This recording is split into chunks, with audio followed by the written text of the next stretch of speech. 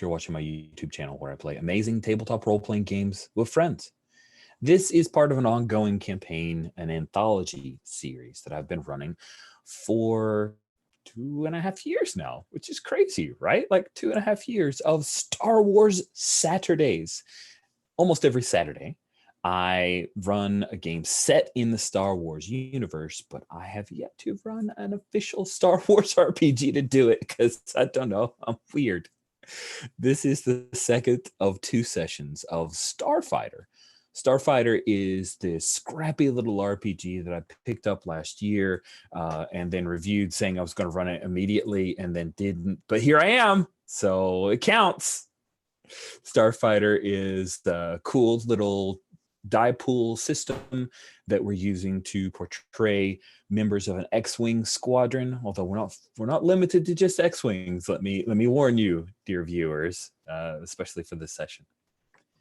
The timeline for this game is after the Empire has lost Emperor Palpatine and a great number of their planets in the core and mid-rim, and the New Republic is now expanding and trying to take out the last vestiges, the last fingers of the fist that had the galaxy in its grasp.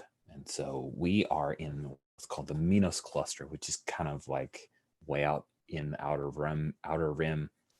There's a prison planet that this fleet has been sent to liberate, and a number of Imperial ships and Imperial troops have been kind of collected back here to this prison planet.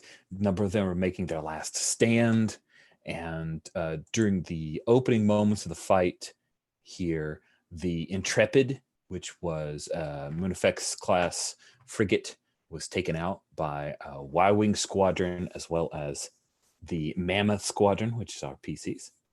And now they have moved on to take out a gravity well generator, which was on the planet of Gesseril, the prison planet. They successfully did so, but lost a member, Stardog.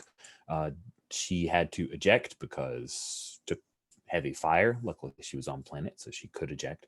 And then the Mammoth Squadron flew up to harry a Clone War era Star Destroyer known as the Chariot, which is fully manned and has a high number of squadrons of TIE fighters. And so it has been a pretty rough fight. But luckily, because the gravity well generator was destroyed, the fleet that it was your backup, who were unable to come with you because of the gravity well generator, now they are able to. So led by Admiral Marguerite Deschaux' Nebulon B-class frigate, and known as the Emancipator, and a number of other mid-class ships and other starfighters have all come to the fight, which is great because you guys have been hammered on pretty hard. And we pick up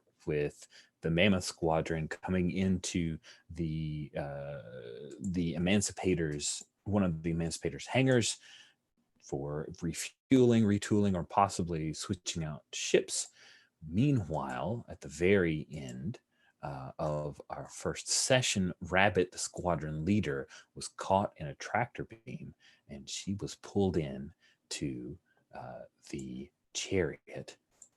Now, at the last moment, with great apologies, the former Imperial Tactics droid, now an astromech that had served Rabbit well, ejected and said, "I'm very sorry," and had little jets and took off, and it's just flying through space towards the Nebulon B-class frigate. So we have Rabbit all by herself, all by her lonesome on the Chariot, with stormtroopers approaching, while the rest of the squadron has arrived on the Nebulon B-class frigate to find out what our 2PO, which is Big Top's astromech, informed Lubo that Rabbit was caught in a tractor beam. So that was all the events that I can recall. Let's quickly, before we transition to actually introducing characters, to talk about our safety.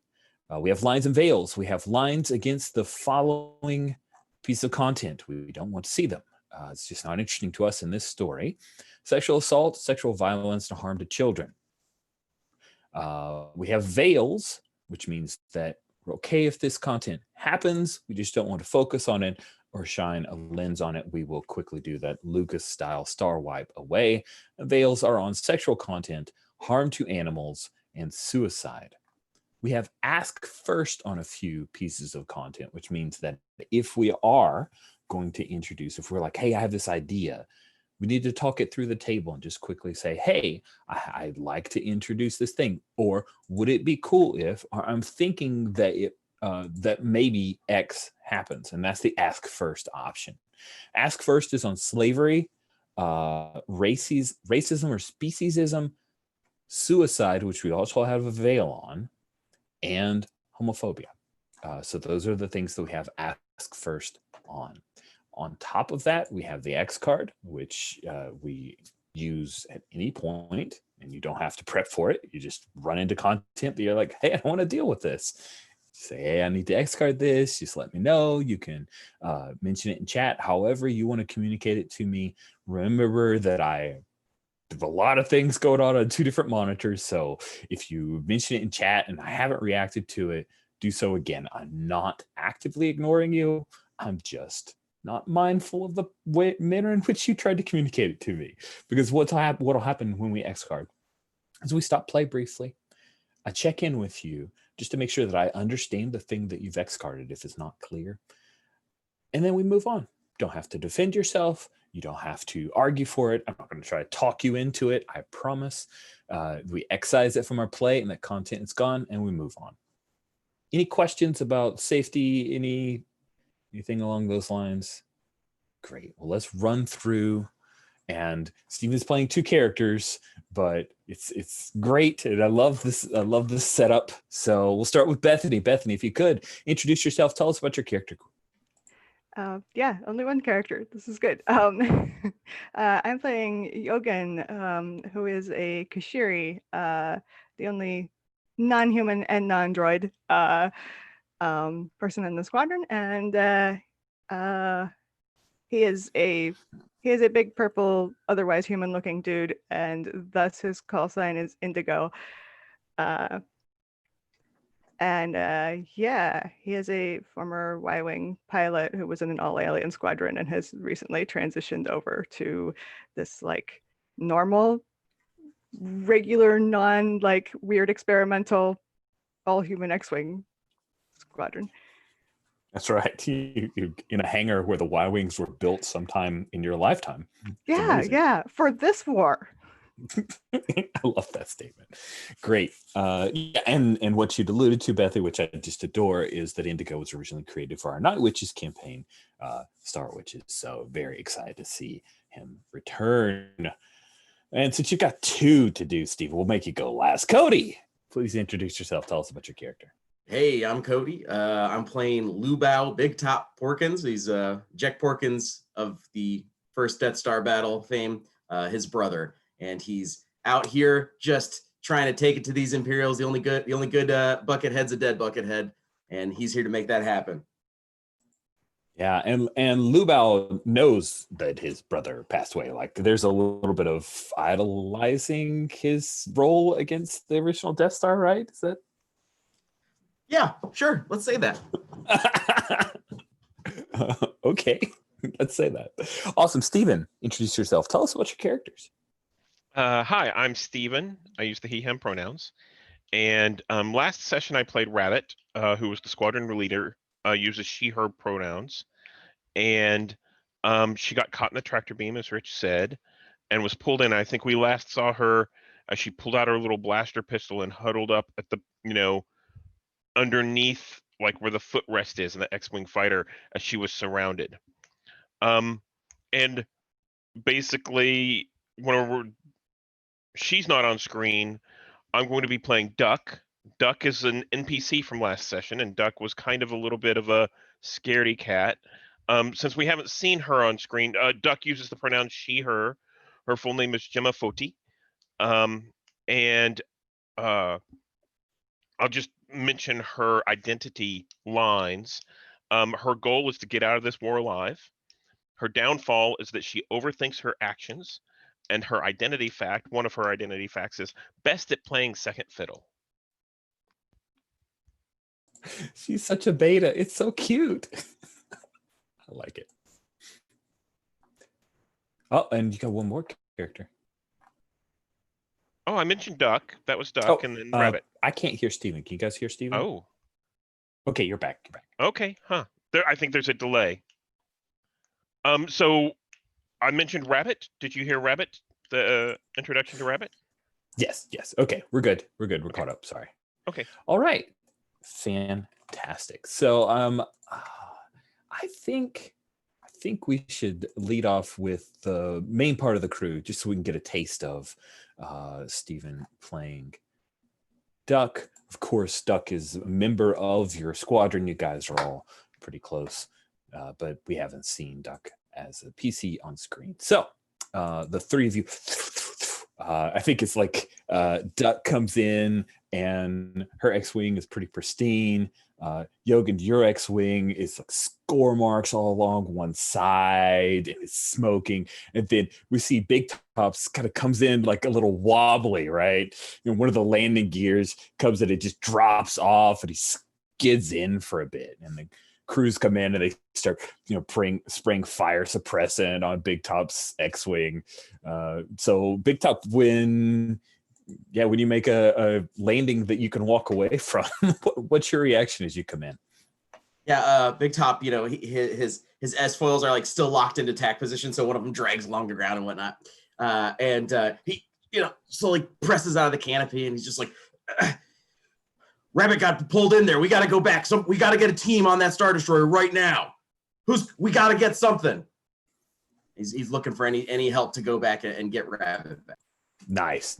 And then we had role played at the end of the session. The Indigo had said, "Hey, Star Dog's down on the planet," and you told Hula Tridak, the troop transport pilot, and he said, "No problem, we'll get her."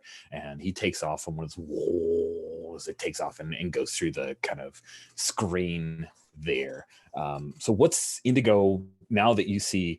I think we'll have a moment where Fumiko Bogdanov, the tech expert, she takes a look and she says, "Oh, she's not going to fly anytime soon." And looking at your X-Wing. Yeah, okay. Well, we're not so much going up against fighters. We're going up against a Star Destroyer now. I want something that can do some real damage. So I'm going to look around and see if they've got any, Y-Wings that nobody's using. Nice. Fumiko says,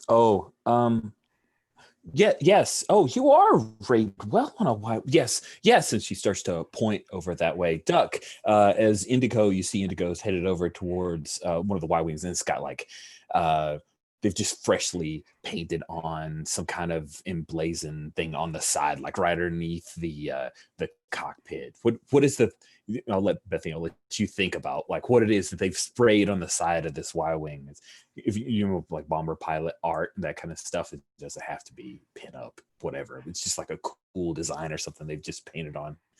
So you think about that, and I'm going to cut over to Duck. So Duck, you land in your not too bad off X-Wing there, and you see that Porkins has hopped out, Big Top has hopped out of his X-Wing, and Indigo is headed over to a Y-Wing. What are you doing, Duck? I think so. Duck lands, and she just kind of sits there for a little while, just kind of, and I think so.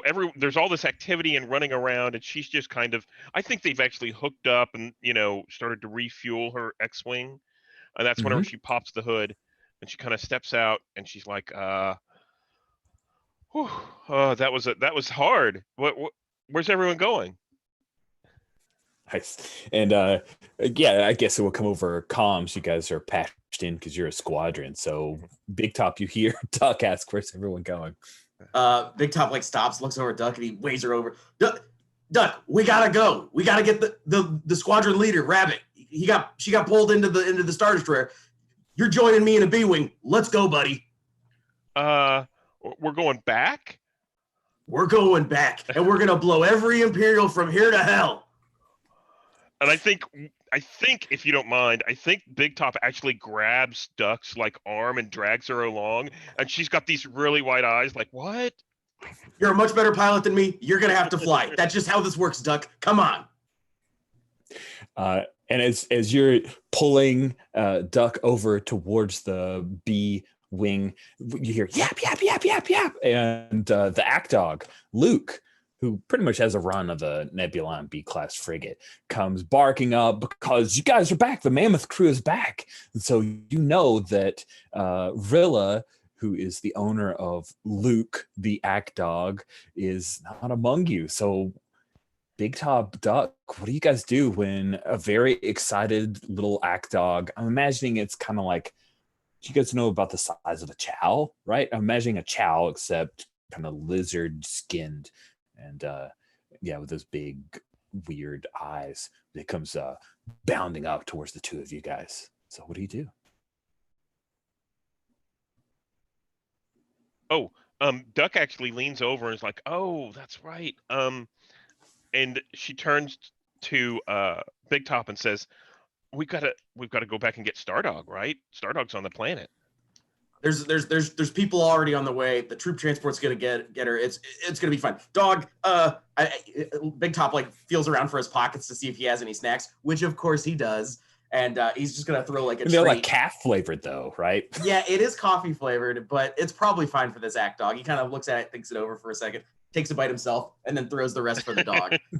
Nice. The dog scampers away. So Indigo, what is it that we see on the Y-wing as you start to climb up into her? Oh, I mean, it's a very stylized, mean-looking act dog.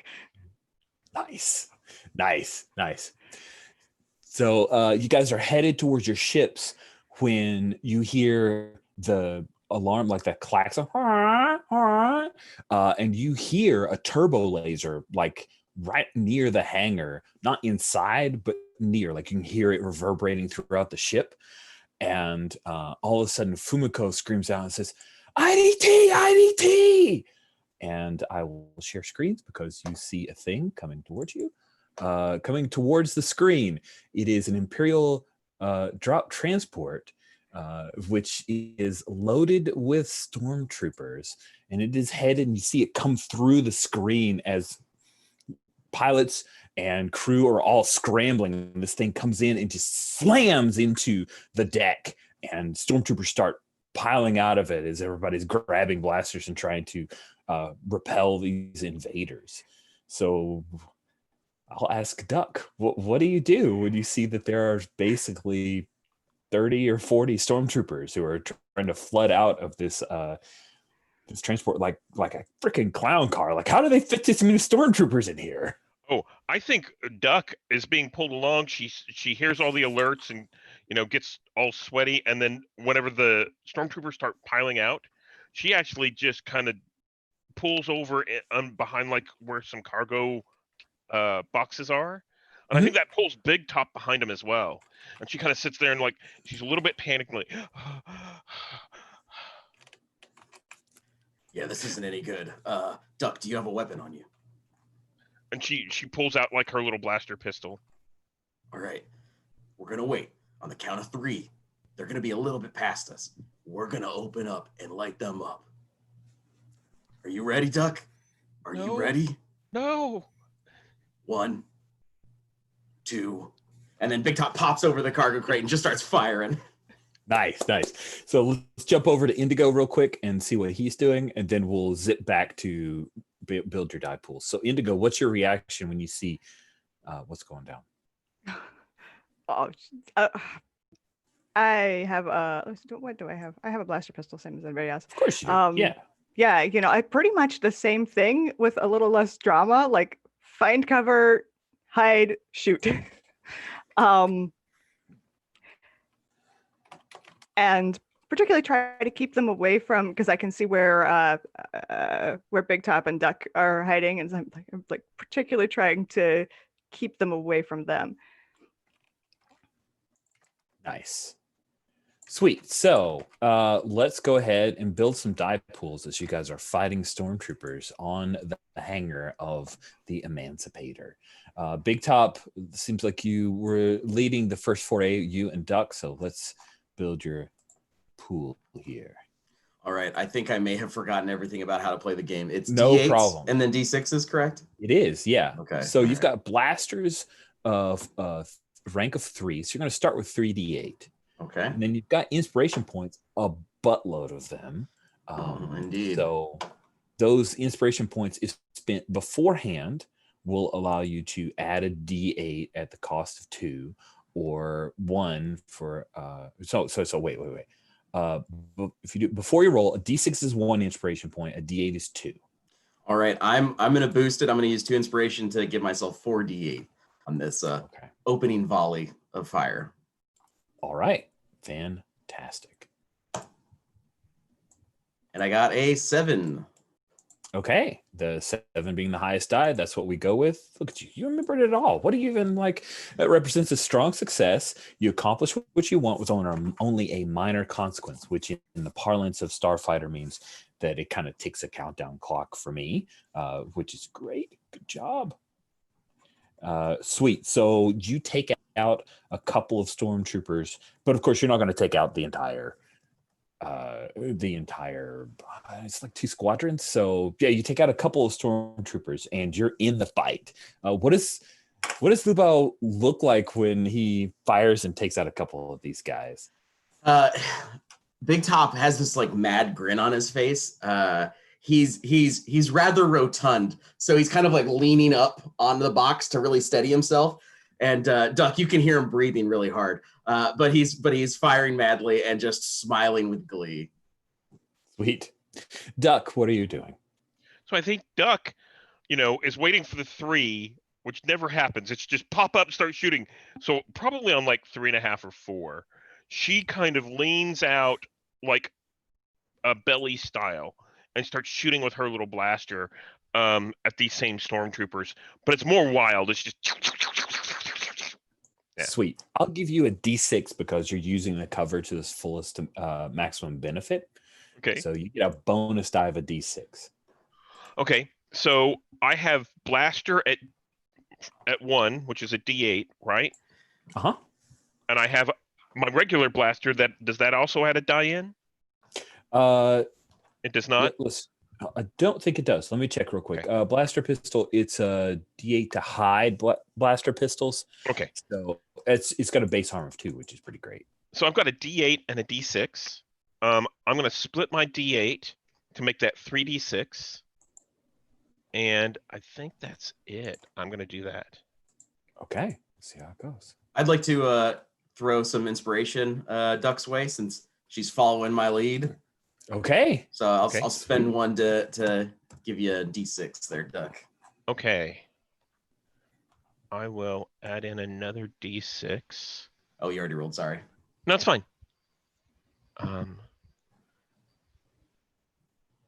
That was a 4. So my highest is a 5. All right. Your highest of 5 is a mitigated success. You get what you wanted to, sort of. It comes with some extra baggage attached to it you didn't really want. Almost always these rolls require another check really soon. So I think what happens is you come out, you fire, you take out one stormtrooper, and another one sees you and fires, hits the crate beside you, and there's a little bit. Remember how blasters worked in like the original trilogy where shit exploded? Like it was called a blaster for a reason. It wasn't just a laser. So I think there's a bit of an explosion, and I'm going to give you 1 harm from the explosion in your face. You've got enough of a blast shield going on to where it doesn't immediately blind you, but it is definitely a freak out factor. Now, before we move over to Indigo, Pilot Officer Big Top, you definitely are trying to take out every single Imperial buckethead. So go ahead and get 2 inspiration back. And I really feel like you're playing second fiddle here, Duck. So I'll give you 1 inspiration point back as well. Indigo. So you've got that blaster pistol. You see that they're all firing, like these stormtroopers are coming in. They're not firing at ships. They're firing at basically anyone who's wearing a uniform, not flight suit. That's the word. Yeah. So I think by now it's just instinctive to look for whoever's about to kill Big Top and/or Duck. Usually that happens in an X-Wing, but at the moment, I think it doesn't matter. Like, I think that's just my immediate instinct. Like, okay, yeah, what is about to kill my squadron, and shoot whoever is shooting at them. Fantastic. Cool. So you're using blasters, of course. And your blasters is at a rank of 2. So you're starting with 2d8. Don't have a whole lot of inspiration points. Did you want to spend that 1 to get yourself a d6? Yes, I will do that. All right. I'd like to spend 2 of my inspiration points to inspire Yogan as well. Acting like the big old target I am, surely that opens up a great shot for him. All right. So that's 3d8, 1d6 then? 3d8, 1, 2, 6. Okay, cool. That's pretty good. 3d. Oh, except it's not good. I'm glad I rolled the 6, or the d6, because that's 6. All right, mitigated success. So you see that there is a couple of stormtroopers that were closing on Lu Bao's position. You fire on them, and then as after you fire on those, one of the stormtroopers turns and says, "Get that cash!" And then all of a sudden they fire on you, and a bunch of blaster bolts hit the Y-wing, and one hits like the ack dog, and Fumiko, who's trying to dodge for cover, she gets winged, like hitting the leg, and she falls down near some barrels of fuel, and she's trying to crawl away as there are 6 stormtroopers who are making their way towards you because you're about to get in a Y-wing. So they're saying, "Don't let them get in there. Take them out. Take out all the pilots." So we'll stay with you then, Indigo, Okay. as that's going Okay. on. You fired across the way and helped out Big Top, but now you're in the thick of things. So what do you want to do? Yeah. I guess I gotta cover Fumiko while she gets behind something. So yeah, I start like, okay, who's shooting at her? You know, and my reaction here is I'm like, just whoever's shooting at somebody that it's like, look at someone, look where the blaster bolts are coming from, shoot in that direction. Oh, so calm and collected, just like, that's awesome. I kind of imagine started off with Indigo like on the ladder about to get in, and that's how you got the viewpoint to be able to fire down on Big Top's people. And then you were this big now purple, I like drop down and right. So yeah. Now you've dropped down. You're near the fuel. I don't know why I mentioned that 2 times in a row. Oh, I don't know. But I have. So sweet. Let's have you go ahead and take another shot to see if you can fend off this squad that's coming after you in Fumiko.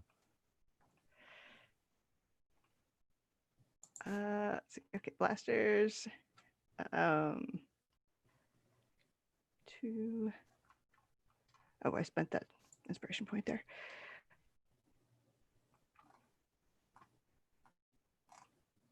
So it's 2d8. Reroll. Oh, no. Okay, I should have deleted. Okay, which? Oh, it's too confusing. Okay. Oh, nice. There we go. That's what you needed. Yeah. Sweet. So, what does it look like? You're not able to kill the whole squad, of course, but you take out enough of them to where they break off, and you're able to protect Fumiko. So, you get what you want. What does that look like? These aren't the only fuel around. That's right. So, yeah, I mean, it's a hangar. It is full of fuel, all kinds of explosive stuff in here. Various grease, lubricants, welding tanks. Nice. So I see that the stormtroopers are kind of in a cluster, and just like oh, look at there's a tank right there, and I shoot the tank instead of them. Fantastic. I love it. Man, the tank goes up in this ball of fire, and we hear Wilhelm scream. The stormtroopers are taken down. That squad's no longer advancing, and we swing back to Big Top and Duck. Duck, you still got hit by that explosion from the blaster near you. Big Top, you're doing great. No one shot you yet. This is perfect. What do you do, Big Top? Yeah, as the explosion goes up, Big Top just lets out a great cheer. He's just like, yeah! And seeing that the squadron has kind of been, the advancing stormtroopers have been, deterred for a moment, I think Big Top's going to look for a better weapon than the little side blaster that he's using. His spray shots left in his X-Wing, maybe he'll go back for that. Nice. Bold. Duck, what do? You see Big Top is about to scramble for his fighter. Oh, so Duck, that the sparks fly and kind of land all over her face, and she's like, ah. And I think she actually takes that top crate and she pulls it down, where it's gotten hit, and the top kind of falls off and the contents spill out. And I'd like to investigate to see what I can find in this crate. Do it. That sounds fun. Yeah. So I have 3 ranks in investigate, so that's 3d8. Does my talent come into play of creative opportunities? Yes, absolutely. Okay.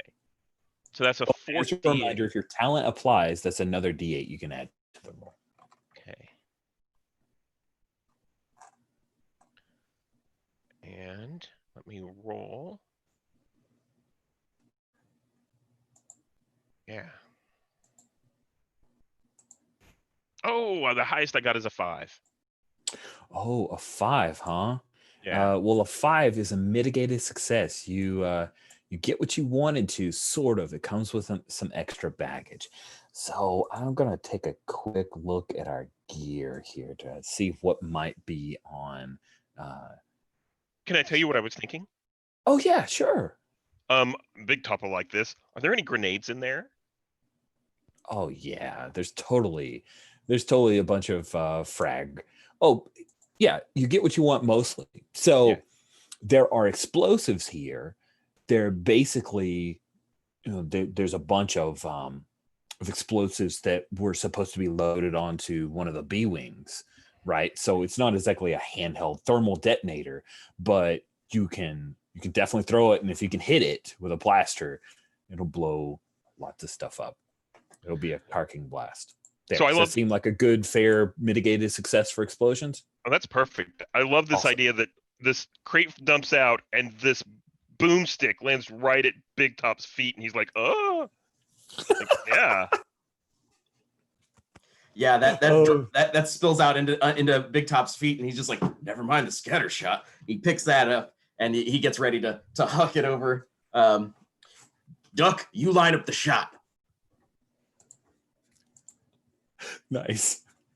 So is this a throw the explosions and then you're forcing Duck to take a shot at it? Is that what you're? I think that's what's happening. Yeah. That's amazing. Sweet. So I think I'm gonna have you roll artillery. It's All right. It's close enough. We don't have anything like it. So yes, Yeah. throwing grenades is artillery now. I love it. Okay, let me. So 3d8. If I remember, gunlaying was trying to figure out arcs, so that seems like it applies. Gun lane is the knowledge of geometry and arcs, and planning out the drop. I think it applies. Yeah, good call, Rich. I'll go ahead and allow that. Yeah. I mean, you can argue against it if you want. Make your case. No, go ahead. Yeah. No. All right. So 4d8 coming in hot. Oh no, a 5. A 5. Oh man, sweet. So with a 5, that's a mitigated success. Here's the deal, Gimma. It lands right in the middle of some stormtroopers, but one of the stormtroopers has stunned Chief Engineer Nylan Toledana. And so if you shoot that thing, you can take out almost a whole squad, but Toledana is going to be in the range of fire. That's your mitigated success. So Duck, what do? You see it just laying there, right? And the stormtroopers have grabbed this guy, they stunned him, and they're trying to pull him back onto the IDT. It looks like they're going to evac. I'm going to overthink my actions, and I think, we see this. What are you doing here? And basically, I'm aiming, and finally, I think I pull off a shot, and I'm going to try and shoot the stormtrooper that has the chief engineer. All right. That's dragging him back. Yeah, that sounds great. Yeah. So that is my blaster is 1. I'm going to split that into 2d6, and I'm going to spend 2 inspiration points to add 2 more d6. And let me submit that. And I got a 6. Okay, so 6, I believe, is another mitigated success. Yeah. Oh, nice. So you fire and you hit this guy, and he falls down. But then another stormtrooper sees you, and they fire and they shoot you. So you will take another. Wow, what happens? I think it's going to be another health of damage. You don't have any kind of armor on, right? No, I'm in my flight suit, right? So I think I'm like blaster pistol. Actually, I think this might be 2. Oh, correct me if I'm wrong, but blaster pistols do 2 base harm. Mitigated success, you succeed, but you get hit as well. So nice. I think so you're knocked out. Yeah. So Duck actually falls down, shoots and hits the guy, and then this blaster bolt comes out and spins Duck around, and she kind of falls to the ground in a big clump. Oof, right by you, Big Top. So Duck did not shoot the explosion or the explosive that you just lobbed perfectly. She did save, or at least avoid, your chief engineer being drugged back onto this IDT. And then she got shot. What do you do, Big Top? Big Top sees Duck go down, and for a brief moment, he knows he feels a little bit responsible. Like Duck's not a guns blazing gal, and he kind of made her do that. So he's gonna reach down to check on her, make sure she's still breathing. And after just a moment of like, okay, she's still there, he's gonna grab her blaster and run out, blasters akimbo, and just fire on these stormtroopers. Okay, cool. So before we resolve that, I wanted to do a quick check-in. Because we kind of bounced around who's going to end up in what ship, and we ended up with, if Duck survives, Duck is the pilot for Big Top in the B-Wing? Yeah, I think so. Is that where we were? Yep. Yes. Okay, cool. And then for in addition, Indigo, if we kill Duck, that's fine. I can build another NPC character. Absolutely. If we kill Big Top, the game's over, guys. Big Top lives forever. No. But I also wanted to ask, Indigo, is it okay if R2Q5 is your co-pilot? Yeah. Sweet. So we swing over to Indigo as Big Top's coming on this big, like, vengeance/survival mission. It's great. Indigo, as you've just taken out one of the little tanks for it's like probably would have been Fumiko's favorite welding tank, but it took out a bunch of stormtroopers. You see R2Q5 like fly over and just kind of settle itself down into the co-pilot, like the little astromech housing in your Y-Wing, and things start like spinning up. You hear a bunch of as it's clicking and starting to do the pre-flights. What are you doing, Indigo? Fumiko looks. She goes, I'll be okay. She starts to crawl away. I need to get an astromech. But also,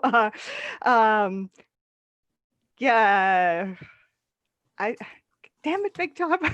Look, gotta cover him. All right. As always. You can't leave me alone for a second. I find a way to run off into what is it? Oh, it's like an act dog over there. Sweet. So Indigo, go ahead and we'll have you fire first. Try to give some covering fire for Big Top. If you're successful, then it will make things a little easier for Big Top. Otherwise, there's going to be some punish dice coming this way. Okay, cool.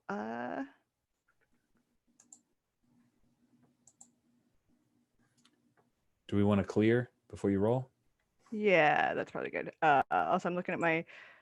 I don't have a talent for. Oh, because I didn't fill in a talent for blasters. You can make one up on the spot. Yeah, I'm given everything I've been doing, I'm going to put covering fire as my talent for blasters. Awesome. That seems appropriate. It's a thing Yeah. you've done. Which gives me 3 d8s. All right. Let's see how it goes. Oh, good. A 1, a 5, and an 8. I'll take the 8. You sure you don't want that one? Sweet. So you're going to do base harm +2 to these guys, a perfect success. What does that look like? Like, where do you fire from? Are you near the Y-wing? Are you still near the tanks kind of firing across the hangar bay as you help out Big Top? I was headed back toward the Y-wing when I noticed Big Top was doing this. So I'm kind of stuck in the open, I think, which gives me a really great shot, but kind of leaves me exposed. So yeah, I kind of just look where Big Top is headed and at all of the stormtroopers over in the over kind of where he's not headed, who are looking straight at him and lining up shots, and I shoot them. Nice. Cool. So you take out a couple more stormtroopers with base harm +2. You probably take out maybe 3 of the stormtroopers out of this small little squad that we're trying to pull the chief engineer. Big Top, you're charging. I'm going to give you 2 bonus d6s, but you also have a reduction of the punishment, but only 1 punish die on a d8 save. So you get a couple bonus d6s from the help that Indigo threw your way. However, you've got 1 d8 punish die coming on, which means you can roll an extra d8, but your highest d8 will not count. Make sense? It does. I'm also going to use my last point of inspiration to give myself another d6, just in case. All right. Nice. 3d6. Oh, look at you.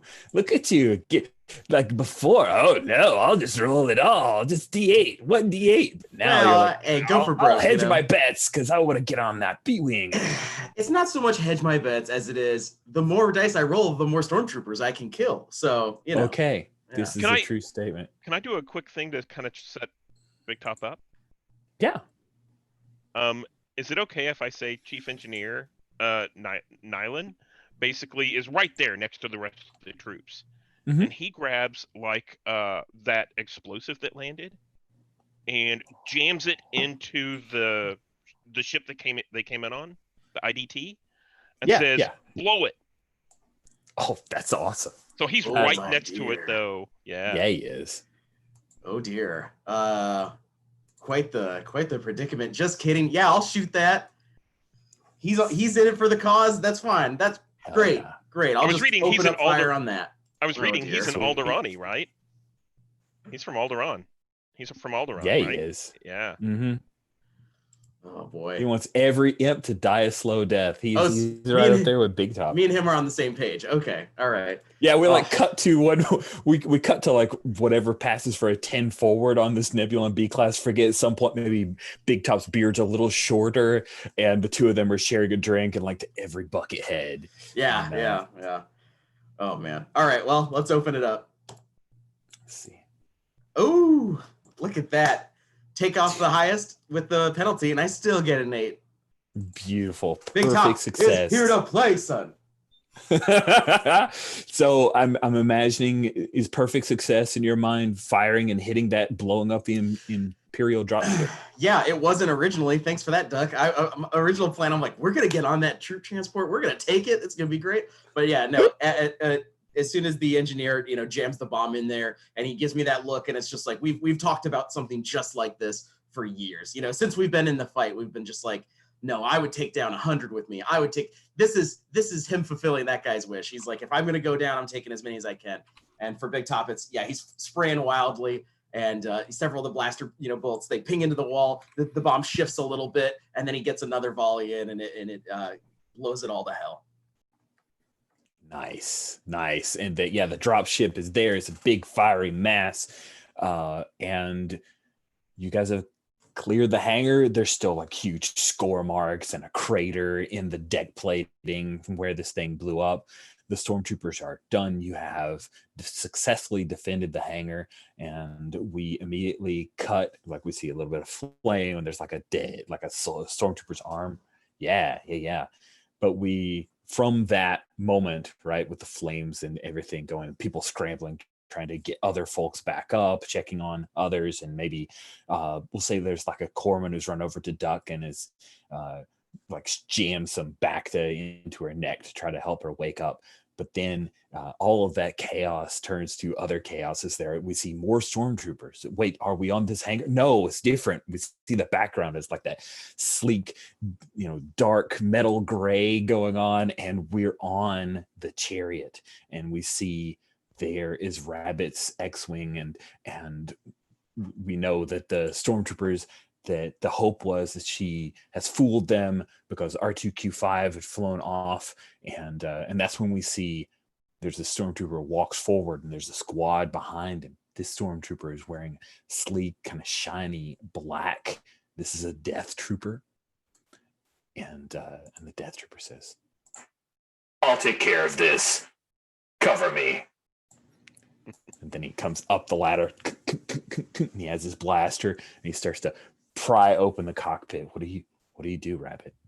So I think that as he pries open that blaster, or that cockpit, that's what I've been waiting for, is to as soon as someone pops into view. So I'm gonna wait till he gets it open and he's a little bit vulnerable, and then I'm gonna let loose on him. Yeah. Nice. Go for it. Oh, see hey. how this goes. So I guess I upgraded my blasters to 3 at the end of last session. Oh crap! There was other stuff that needed to be done. Did you do your upgrade, Big Top? You were supposed to have bumped up one of your. I did. Big Top actually bumped up his piloting to 2. Okay, all that experience cool. really served him well.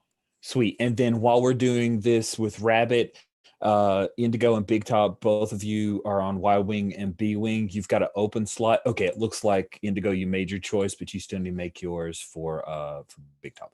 And now we swing back to Rabbit. Sorry. All right. So let's build your thing. So basically, I'm going to wait till the guy's open and has opened this thing, and then try and shoot at him from my little hiding spot. So that's 3d8. Nice. Would sniper count? Absolutely, you're sniping this son of a gun so. because you're at an advantageous position, lying in wait. So it's yeah. Okay. And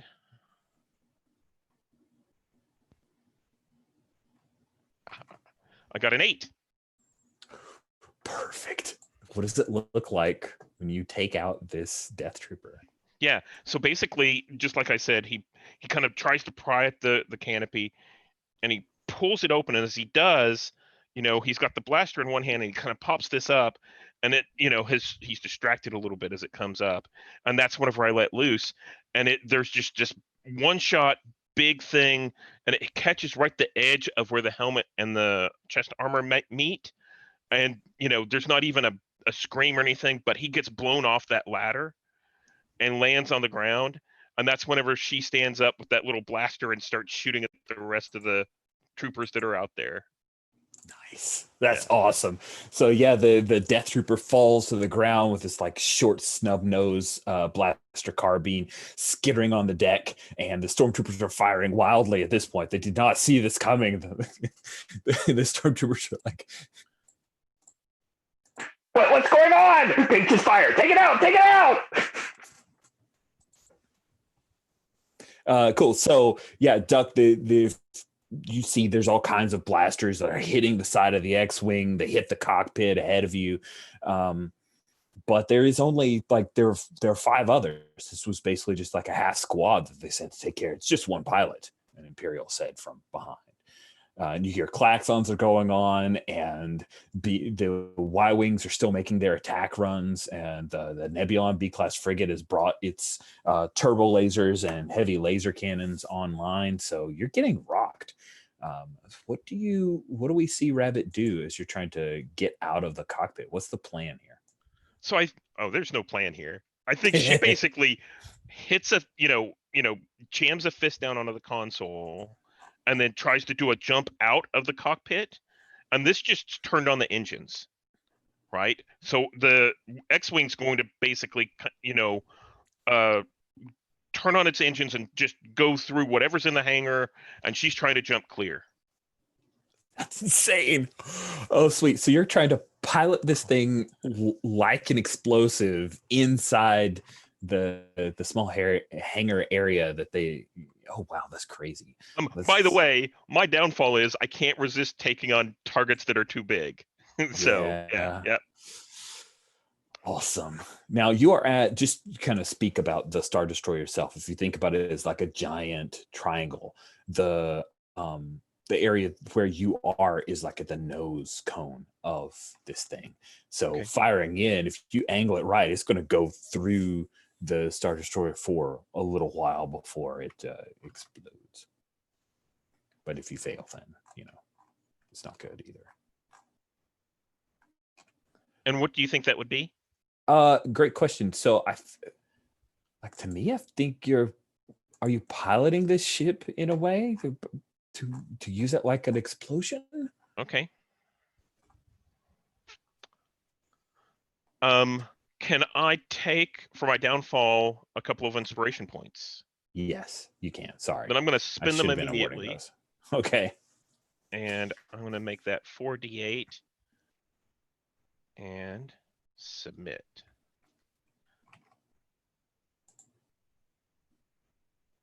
Ooh, I got a 6. Got a 6 on a That's 6. how I won. I was like, oh no. Yep, you got a mitigated success. So before you hop out, you turn and just throw the afterburners on. You remember, this was your like hot dogging ship. This you had done, what was it? Hot rod. Yeah, you hot rodded the engine. So you goose it one more time, using up, and you hadn't used all the fuel, right? So there's a good amount of fuel for the explosion here.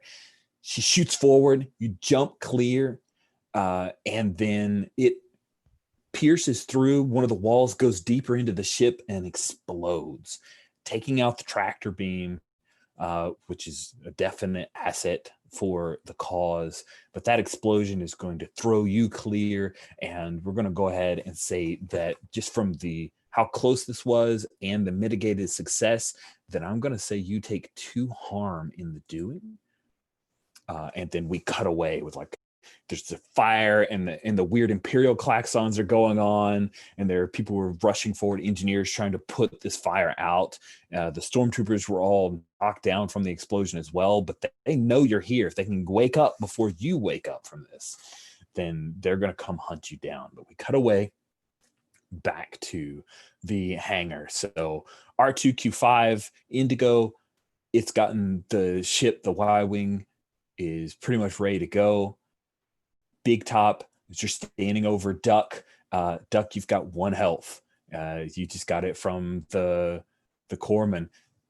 Duck, the one who only wants to survive, you're the closest to death among the squadron. And it looks like Big Top wants to go to the B-Wing. What do you do, Duck?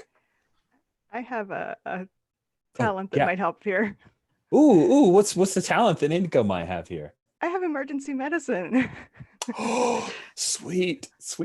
Okay, cool. Let's have you go ahead and make a knowledge roll. So if you are successful, then you can give another health back to Duck. Cool. All right, so if I can remember what do the talents do? Talents just add another D8. So you're rolling a knowledge perfect. of 3. So you're rolling 4 D8. You have a good chance of really helping out. And yeah, one of them's an 8. Awesome. So with that 8, what does it look like? What's the thing that you do that the corpsman didn't? I think like the corpsman just, mostly just made sure she was alive and not actually bleeding out at this moment, because there are a lot of people injured, and it was like, okay, she'll live long enough for me to get back to her. Let me run to the next person. So I actually stop and, kind of figure out what exactly is wrong, and like, okay, yeah, you're like need grab some Bacta and Nice. like I actually spend a little bit more time and realize that, oh, actually she's not that badly hurt. She just like needs some basic first aid Perfect. here. If I So can. the corpsman with the smelling salts like moved on, and you're like, wait, no. Okay, awesome. Duck. So what actually, yeah, if I can, I think basically, Duck kind of comes to and she's kind of holding her side. She's like, no, go without me. It'll be fine. And then I think Indigo basically, you're not hurt that bad. And I'm like, oh, okay. Awesome. Oh, that's great. So Big Top, you see, as Indigo shoves Duck along, and you guys go get onto the B-Wing. So Big Top, the B-Wing that you've picked out, she has a bit of a reputation. She's been around for a bit. What's her reputation? Is it that she's a little bit twitchy, that she has never died, but her pilots often do, or something else? Oh my. Was this an option I could have selected? I didn't know. I think the B-Wing, it's I think yeah, the B-Wing itself, it's a real Theseus's ship conundrum where this B-Wing's been around forever, but there's been so many replacement parts because it gets blasted up every time it gets taken out. It's the option I selected is increased armor, extra hull, and I think that's just by the virtue of how patched over the ship is everywhere. Oh, yeah, that's awesome. Yeah. Oh, I love that. So they've like taken maybe deck plates from another ship and like spot welded it on over places.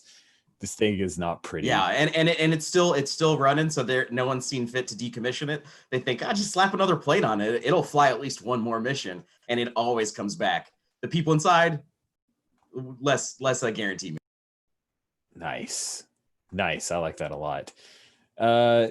Perfect. And at some point we'll have to come up with a name for her because that's just too much character not to. Maybe it's just like Patchwork, as she knows Patch. I don't know. What's okay, name this. Damn it, we have to. I'm sorry. Naming ships is hard, but we have to do it. Patches. Oh, Patches ain't bad. Patches ain't bad. What else? Let me think. Like, is it something like Junk Heap, Scrapyard? I think Scrapyard. Oh, Scrapyard. There you go. Scrap for short. That's fantastic. Cool. And the Ack Dog is what was painted on the side of the Y-Wing. I don't think they would name it Luke, though. So what do you think is the name for your Y-Wing bomber that you and R2Q5 are taking? What is the name of it? We seem to traditionally go with like slightly mocking names rather than serious ones. So what's a slightly funny Star Wars animal? Ooh, slightly funny Star Wars animal. What about what was Kawaki and spider monkeys? Is that lizard monkeys? Yeah, Kawaki Kawaki and lizard monkeys. Yeah, lizard monkey. That seems, yeah. VLM. Love it. Yep. That's fantastic. Sweet. So now in your two ships, the B and the Y-Wing, the two of you take off out of the flaming wreck that is the hangar of the Nebulon B-class frigate. As you guys are headed back into the fight towards the chariot, you see the explosion around the nose. Big Top, that's where the tractor beams are. You've received all the, the details on your data pads and your training. It's not good for Rabbit at all.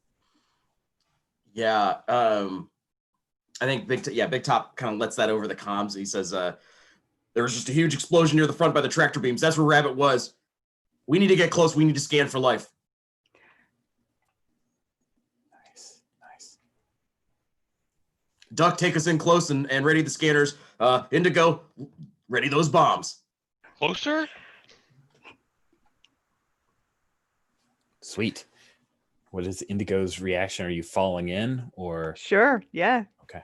That's what I'm here for. So your squadron is down to 2 ships.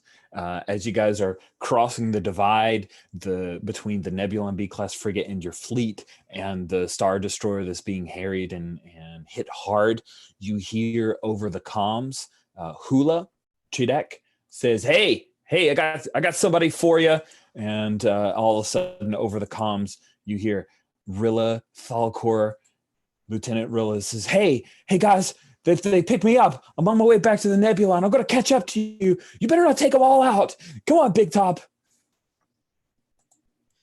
Don't make any promises. You better hurry up. We aren't saving any for you, so get here fast. Awesome. And then Big Top and Indigo, you both hear Blue 1 says, oh, thank the stars. You guys are in here to give us a little bit of backup. We're going to go on another attack run here. Can you keep some of those ties off of us, Big Top? I ain't the one flying this duck. You think you can do that? Yeah, I guess I can. I can. Yeah, I can definitely fly towards those ties. We got you, Blue 1. Sweet. So we see like the screaming squadron of like 6 TIE fighters as they're coming across towards you guys. You're still headed towards the nose of the chariot. Indigo, R2Q5 just comes up on the quick little display and says, I have Rabbit's comm signal. She's not responding. Keep trying. And how are you as a gunner? I am fully functional. Good. So much personality in this droid. Get ready to use that function. I think when they were talking about the scanner happening. Can you guys hear me? Now Yes. I can. Okay. I saw you moving, but I couldn't hear Weird. you. I think whenever that scanner happens, we get a little shot of Rabbit inside, still unconscious, and there's a little LED beep, dot Absolutely. that appears. It's Yeah. exactly where I was going in my Perfect. head. Yes. That's so cool.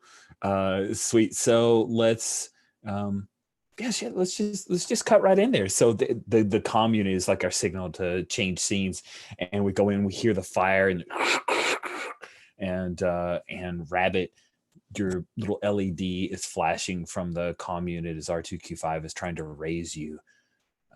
What is it that you do as you start to wake up? You see there are a couple of stormtroopers just like arm's length away from you. They're also shaking their heads and trying to wake up as well. So I think what we see is Rabbit kind of, starts to get up a little bit, and like the arm collapses underneath her, and then she kind of looks up and she sees the stormtrooper starting to move around a little bit, and that's when she pushes off and makes this desperate lunge for the gun that's just out of reach, and tries to get there before the stormtroopers do. Yeah. And the stormtrooper, he's saying, Somebody get the name of that Rancor that hit me. and he starts to reach for the gun the same time as you. So let's see, what is it that we're doing? I think it is going to be, we'll just call it a blasters, right? You're reaching for the blasters. I don't think there's anything else that other than athletics that would apply. You don't have any athletics. I mean, we can make it a desperate lunge. If you're just going after something that big, maybe we do go with athletics. You get a D6 for trying. Anything else you want to add to that? So athletics, I don't think I have. Nope. So you get a D6 for trying. Oh, yay. I think that's all I can do is just roll that D6. Okay. Let's see how it goes. Whew, everybody's cleared out of inspiration. This is rough. I got a 4. Okay, That's a on failure. a 4, a normal failure. You don't get what you want, and things probably get worse for you. Sweet. So you reach for it, and the stormtrooper grabs that blaster carbine first, turns, and fires on you. And we see the conical rings of the stunner, and you get stunned. And Rabbit, that's you're out. Like, you don't lose any health, but you get stunned, and we skip a little bit of time, and the next time that you wake up, there are 2 stormtroopers who've got their hands like under your arms, and they're dragging you like heels sliding along the deck, and they are dragging you to throw you into a brig that's nearby. So we will cut away from that brief scene to Big Top and Duck. The two of you were trying to give some cover to the Y-Wing squadrons. They're laying in another attack pattern. They are in particular trying to hammer on the bridge. They don't have to worry about the tractor beam targeting array, but the command bridge is where they are headed right now. So there is an entire squadron with like a TIE interceptor that's kind of ranging around the other 5 that are effectively like the wingmen for this TIE interceptor. So Duck, I need you to make a piloting roll to try to avoid this TIE interceptor and the squad coming after you. You've got 2 punish dice coming your way. Ooh, Yeah. that's not good. So let's see. I'm going to roll the punish dice first to put them in a different color. Oh, well, they don't like the way punish dice work is they add to your total pool. And what they mean is the 2 top D8s that you roll don't count towards your success or failure. Okay. So let's see. My piloting is 2. Mm-hmm. So I think I'm just at, I'm going to roll 4 and subtract the top 2. Oh man, you don't want to do that quick to retreat. Yeah, I don't think I want to retreat here. I think Big Top might Big be. Top's not going to let you. Yeah. Yeah. Okay, cool. Now, if you make this roll, your goal, you're achieving your goal to get out of the war alive. So you'll get 2 inspiration points for surviving this little tete-a-tete with the TIE Fighter Squadron. Oh, look at that. 2 8s get subtracted.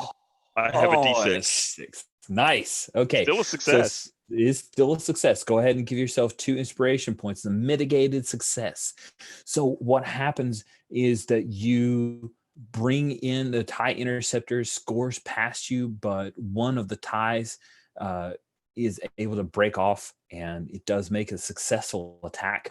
And I will roll a D4 because that is the I'll do that in purple. That is the member of the blue squadron that gets fired upon and loses.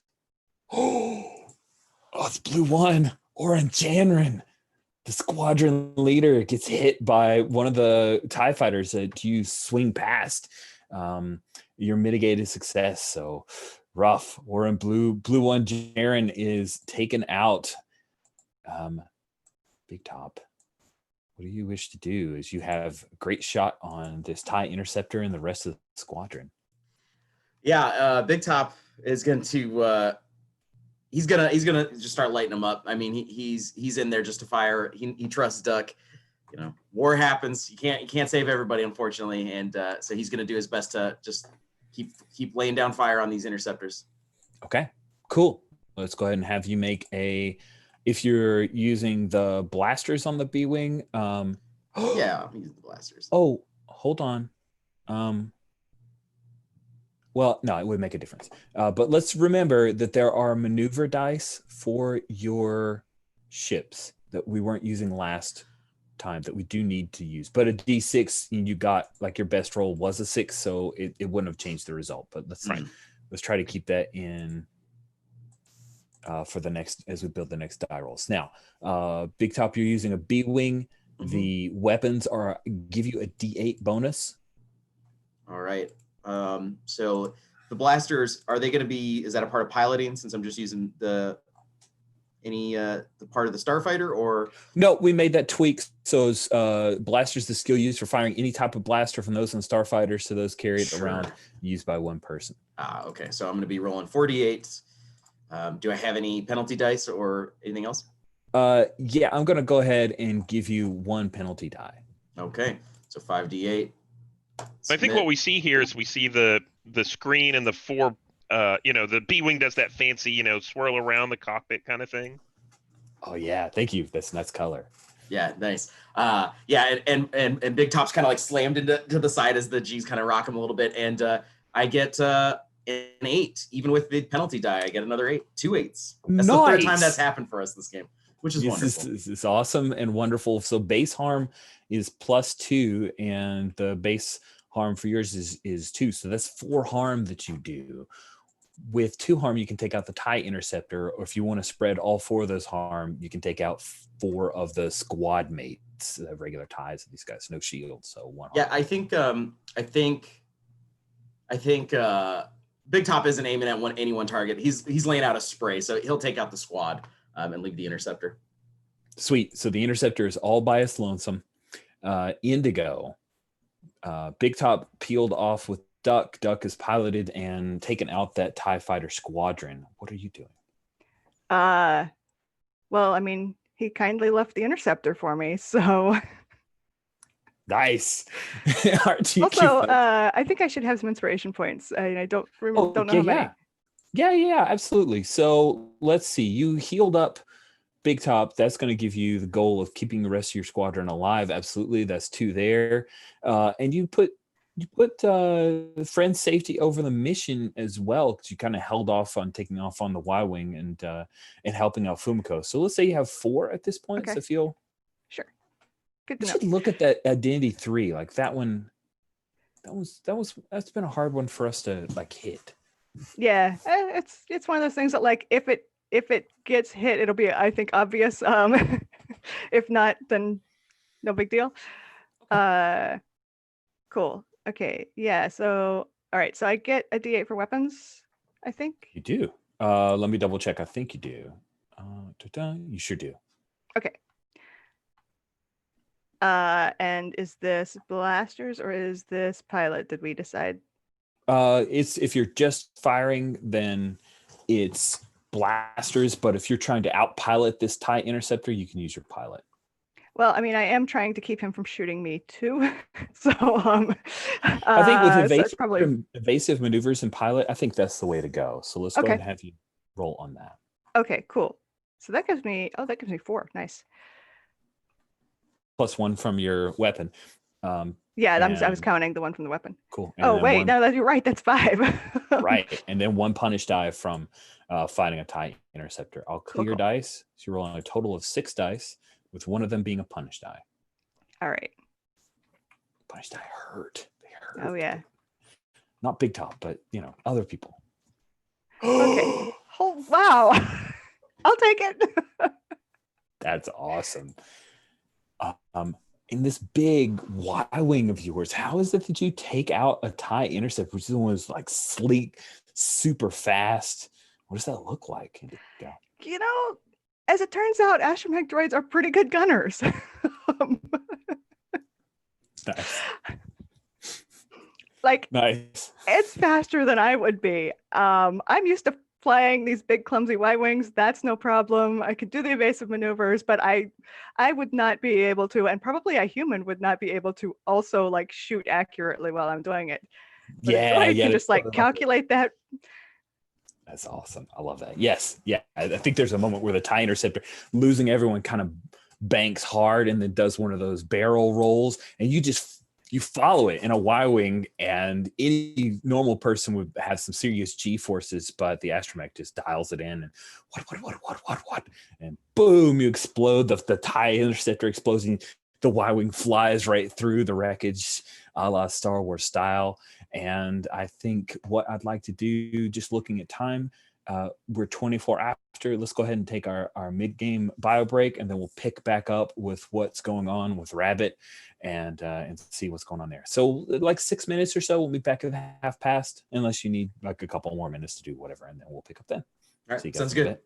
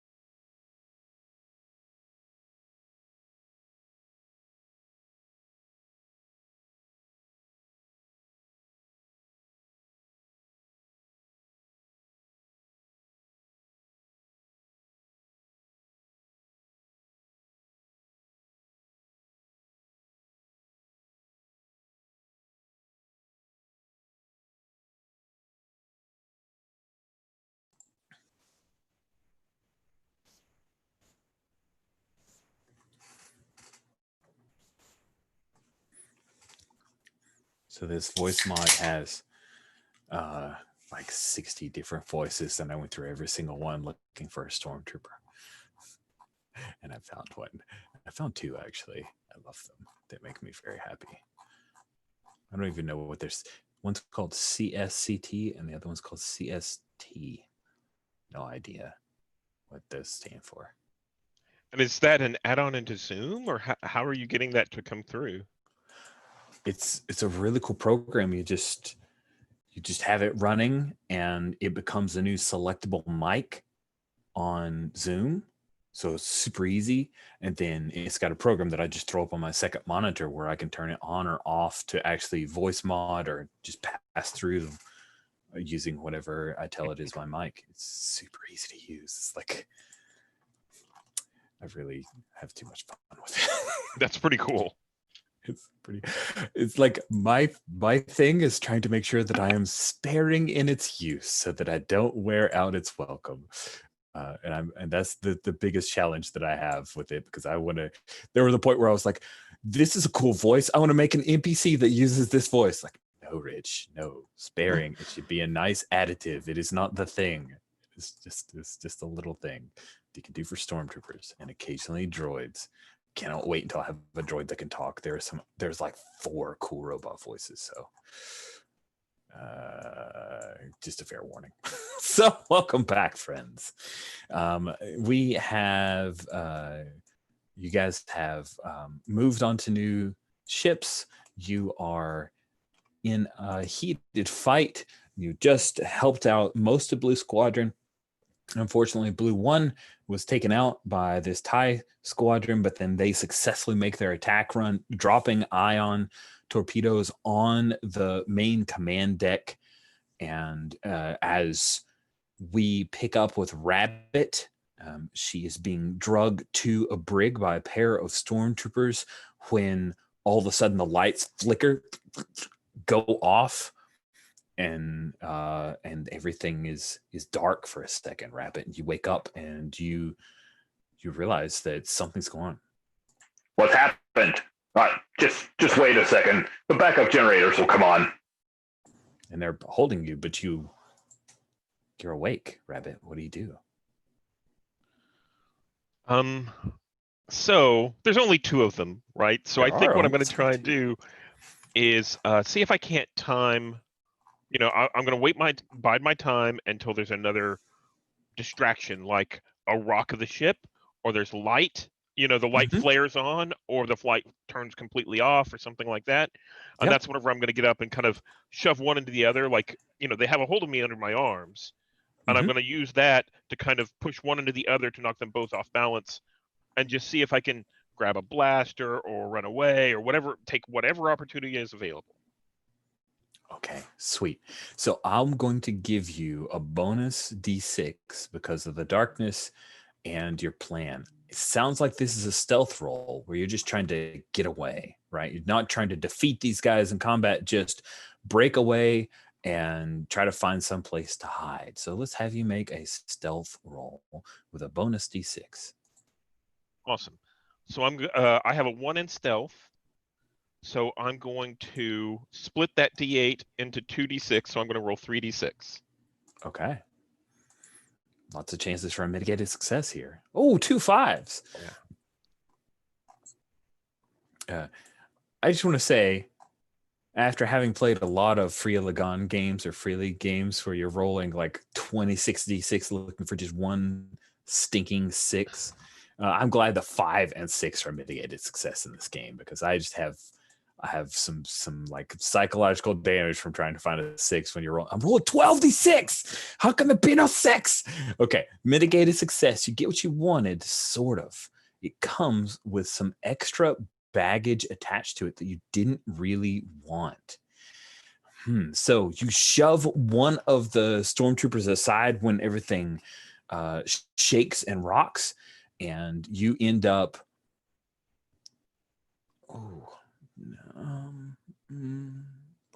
What is our mitigated success? Because the first thing I thought of was you have to go to a trash compactor, but that's a terrible idea.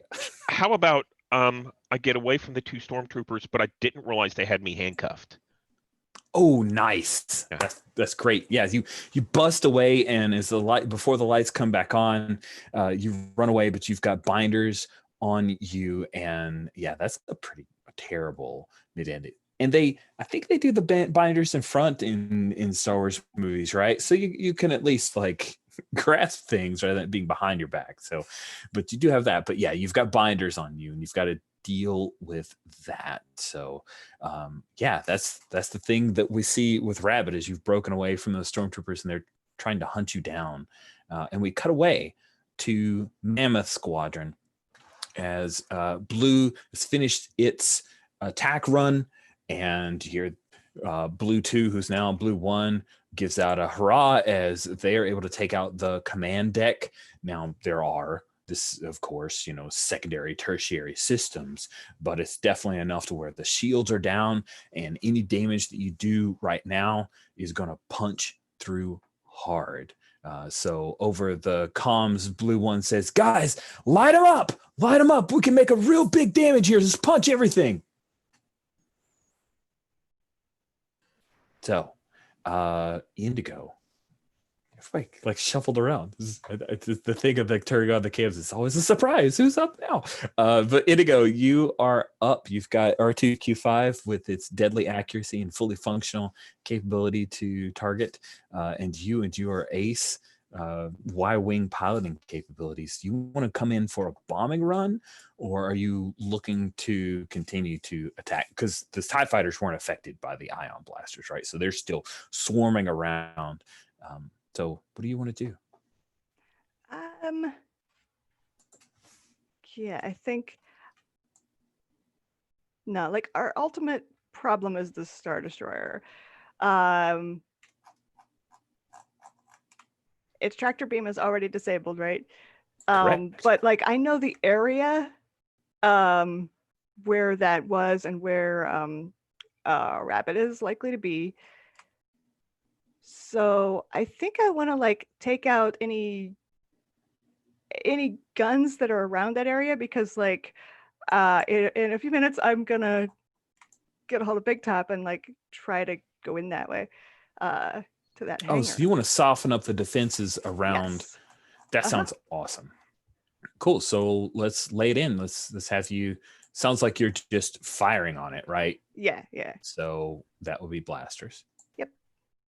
Unless you're using artillery, because you do have some bomb capability with the Y-wing, of course. I actually do not have that skill. That's fine. But I think I'm just firing on it. I'm trying, take out any defenses right around that area, because like we're gonna make a ridiculous, possibly suicidal run on this thing. We know that. I know that. I know Big Top. Let's make it as easy as possible. So I think that's two for blasters, one for weapons, and I think I'm gonna spend I'm gonna spend one inspiration point, because the punishment die is a D8, right? Right. Okay. Cool. Sweet. So yeah, you've got there's no defenses here. It's really just about how much damage can you do. You're going to need to roll well to be able to punch through.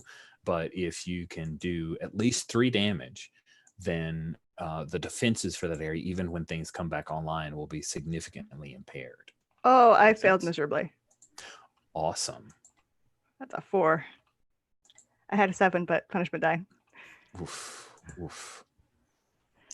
Sweet. So with a 4, that means a normal failure. You don't get what you want, and things probably get worse for you. Well, as I'd said, the chariot is like the command deck is out. The main systems are down. There are a number of TIE fighters that are around.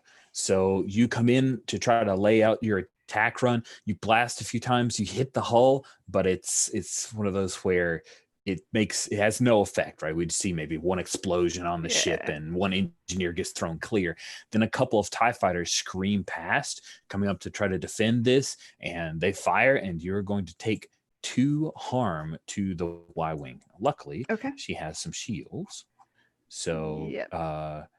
that will take out your shield for now, as well as one of your base hull. I saw you got armor increased hull by 1, so I changed that base to a 3 because it would have been a 2 normally for a Y-wing. Yeah. So you still have 2 hull. You're fine. None of your systems are down. You just get a warning klaxon, and our 2Q5 says, that was close. That was close. Big Top. You and Duck. Yeah, real quick, Rich. I actually already updated the hull armor. So B-wing was hull 1, so the hull brought it up to 2. I'm so sorry. It's okay. Thank you for that. I changed it back. We took out the command deck. We're punching it up. We need to get in there to get our guy. But I'm trying to think. Big Top. Well, he ain't flying this thing, so he's shooting wherever they're at. That's what Big Top's doing. Okay.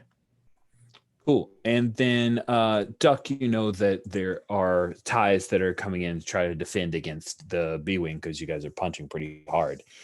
You can, if you want, try to just help Big Top spin inspiration or make a piloting roll to set him up for losing some of the punish dice, or whatever you would like to do, Duck. What would you like to do in the setup here, as Big Top's just gonna fire at will, whoever Will is? Yeah, so I think Big Top, isn't too excited about being back in the fight, and she's going to basically, try and stick out to the outer edges until there's encouragement, like from Indigo and Big Top saying, no, we have to clear the hangar. And I'm like, and okay, and so we'll see the B-wing kind of do that cool swoop thing and come back towards where that hangar area is. So I'm just going to roll a piloting. Okay, sounds good. That's a 2. So on a 7 or 8 on your piloting roll, what you'll do is give a D8 to Big Top. And on a mitigated success, you'll give a D6. And on failures, you'll be giving punish dice.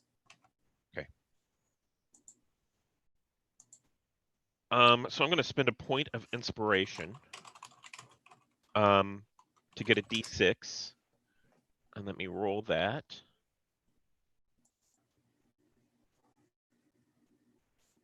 So I got a 6. Right. On a 6, that is a mitigated success. You're going to be giving a D6. And I think one of the TIE fighters is able to land a hit on the B-wing. So go ahead and take a hit to the shields there. Big Top. All right. Did you already change the shields? Oh, okay. All right. Yeah, so with the 6, I'm going to get a bonus die. Is that right? A D6? Correct. So blasters. Okay. So I got a D8 for the weapons, and so 4D8 and a D6. Any punishment die? I think that the good piloting from Duck was specifically to save you from punish dice. So you get to lay some hurt. Now, what specifically are you targeting? Yeah, I think Big Top is going to kind of fire on the surface cannons as they're flying in, and more so, this is kind of just like he's just holding on the triggers as they're flying in close, and he's waiting for the moment when he feels close enough to the Star Destroyer, knowing that the command deck is down, knowing that the shields are down. He's wondering if the comm between the squad, right? We're all kind of commling together, as we discussed earlier. I'm wondering if he's going to be able to call, bring up the squadron leader if they get close. Because Big Top is realizing, hey, we don't really know what we're doing without our leader. We're a little aimless. So he wants to see if they're, even there. So he's going to, fire, get in close, and then try and bring up Rabbit on the comms. Does that make sense? Am I crazy? Okay. No, I like it. All right. So he's firing, get a 7 with my my blasting. Nice. So that's one of your tick the clock successes.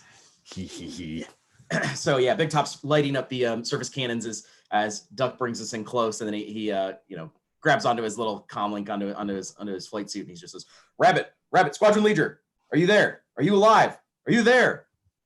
Awesome.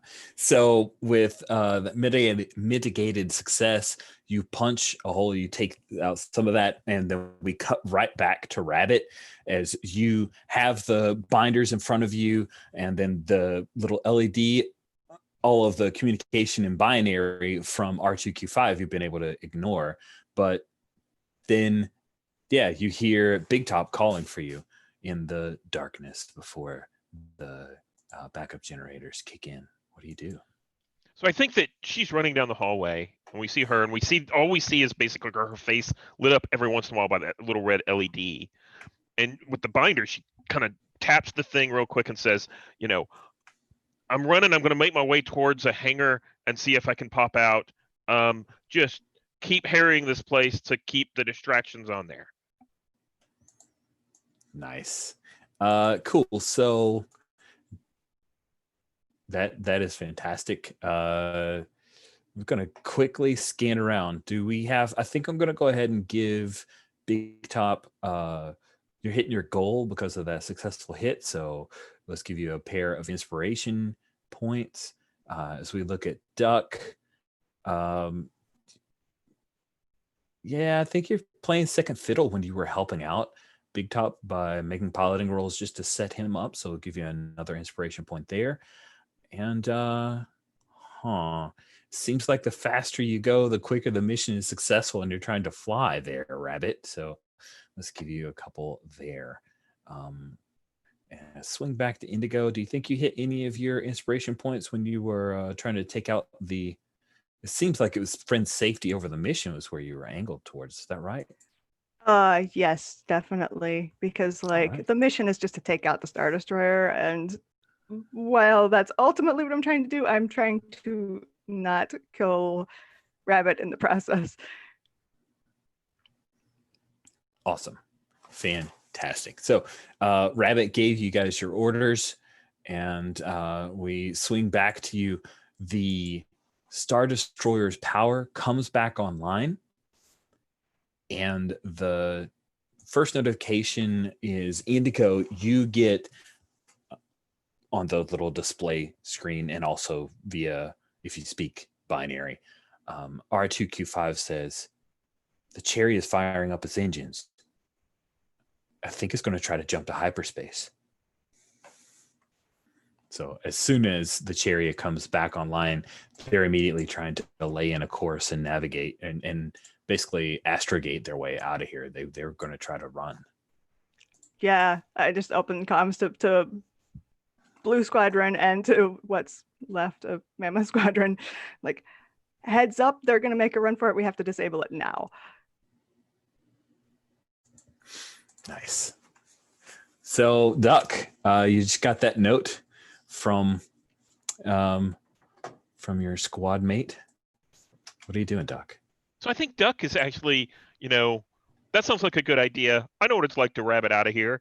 I think she basically tries to duck around back towards the back where the engines are, to give Big Top a good shot.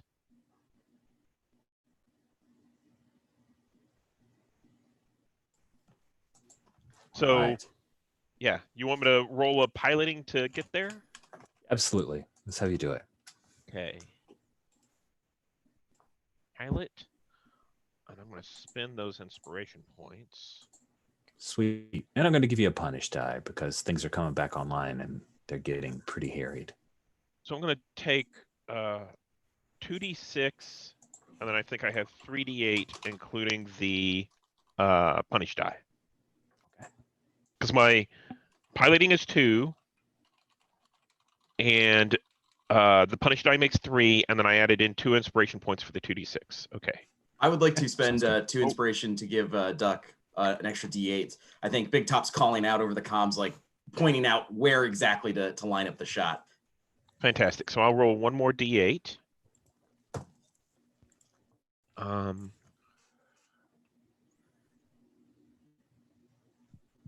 Ooh, okay. So I got a 4 is my highest. Oh no, that's the punishment. So I got a 3. Oof. Oh, wow. That's terrible. Yep. 1, 1, 2, 2, 3, 4. Yeah. Normal failure. Don't get what you want. Things probably get worse for you. Luck had So to run out. Yeah, it had to run out sometime. You guys have overall done well. So you've got 2 harm coming your way. To the B wing. That is going to take out the rest of your shields and punch hard into the base hull. So what happens? You guys were spending most of your time on the TIE fighters, and it was easy to concentrate on them, right? But once the ship comes back online, there's still a few gun platforms. So one of the turbo lasers just sights in and it unloads on the underside of the B wing. If you don't mind, yeah, I forgot to roll the d6 for maneuver. You should roll the d6 for maneuver. Should, because it might make a difference here. Absolutely, we should roll it. Let's see. Oh nope, it was a 3. Not awesome. I'm gonna clear dice, and yeah, that's what happens. You guys take the 2 harm from one of the turbo laser batteries, and it hammers it. And we see like pieces of the B wing go. And I'm totally. So when I was in grade school, I did this report about this the USS Monitor, the Monitor and the Merrimack, which were the first ironclads, first ships that had metal. One was the Monitor, which was this almost submarine with a turret on top, and then the Merrimack was just a Confederate where they just bolted on a bunch of metal plates, and they got into a fight, and the Monitor was called I think it was called like a cheese box on a raft is the joke that they made about the Monitor, because it had a very slim line and it punished the Merrimack. Unfortunately, though, in the middle of the fight, the rotating for the Monitor, like the turret, which could rotate automatically, kept going. And so it was just like 360 for the rest of the fight. They still won, more or less.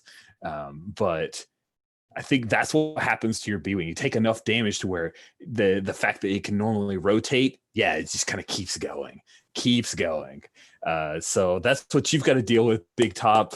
You got a D6 punish dice from now until that's repaired. No matter what the situation, you're just rolling it around. At some point, you're going to have to heave ho, brother. But you're good. So, Big Top, Duck kind of set you up there. So, Duck, with those rolls, I still have a shot on the engines, or no? You still have a shot. Okay. The problem is that, like, you kind of have to. It's disorienting. Well, luckily for me, I'm good at accounting for arcs and spins and trajectory. No, this is awful. Let's go ahead and roll some blasters. So Sweet. I have a D8 for weapons, and then blasters is 3, so 4 D8s and 1 D6 punishment. Do you want to do we have any missiles in the B-wing? We don't. Okay. As far as I know. I chose to load up with armor this time because this it off. You guys could have been dead. I think last time you'd had the missiles, so that's why I wanted to check. Okay. Yeah, no, for sure. All right. Yeah, let's roll. Let's try and get some shots. We got to get out of here. I'll hand you an inspiration point to roll an extra D6 to go along with your punish die. Oh, of course, the punish die will cancel it out. Never mind.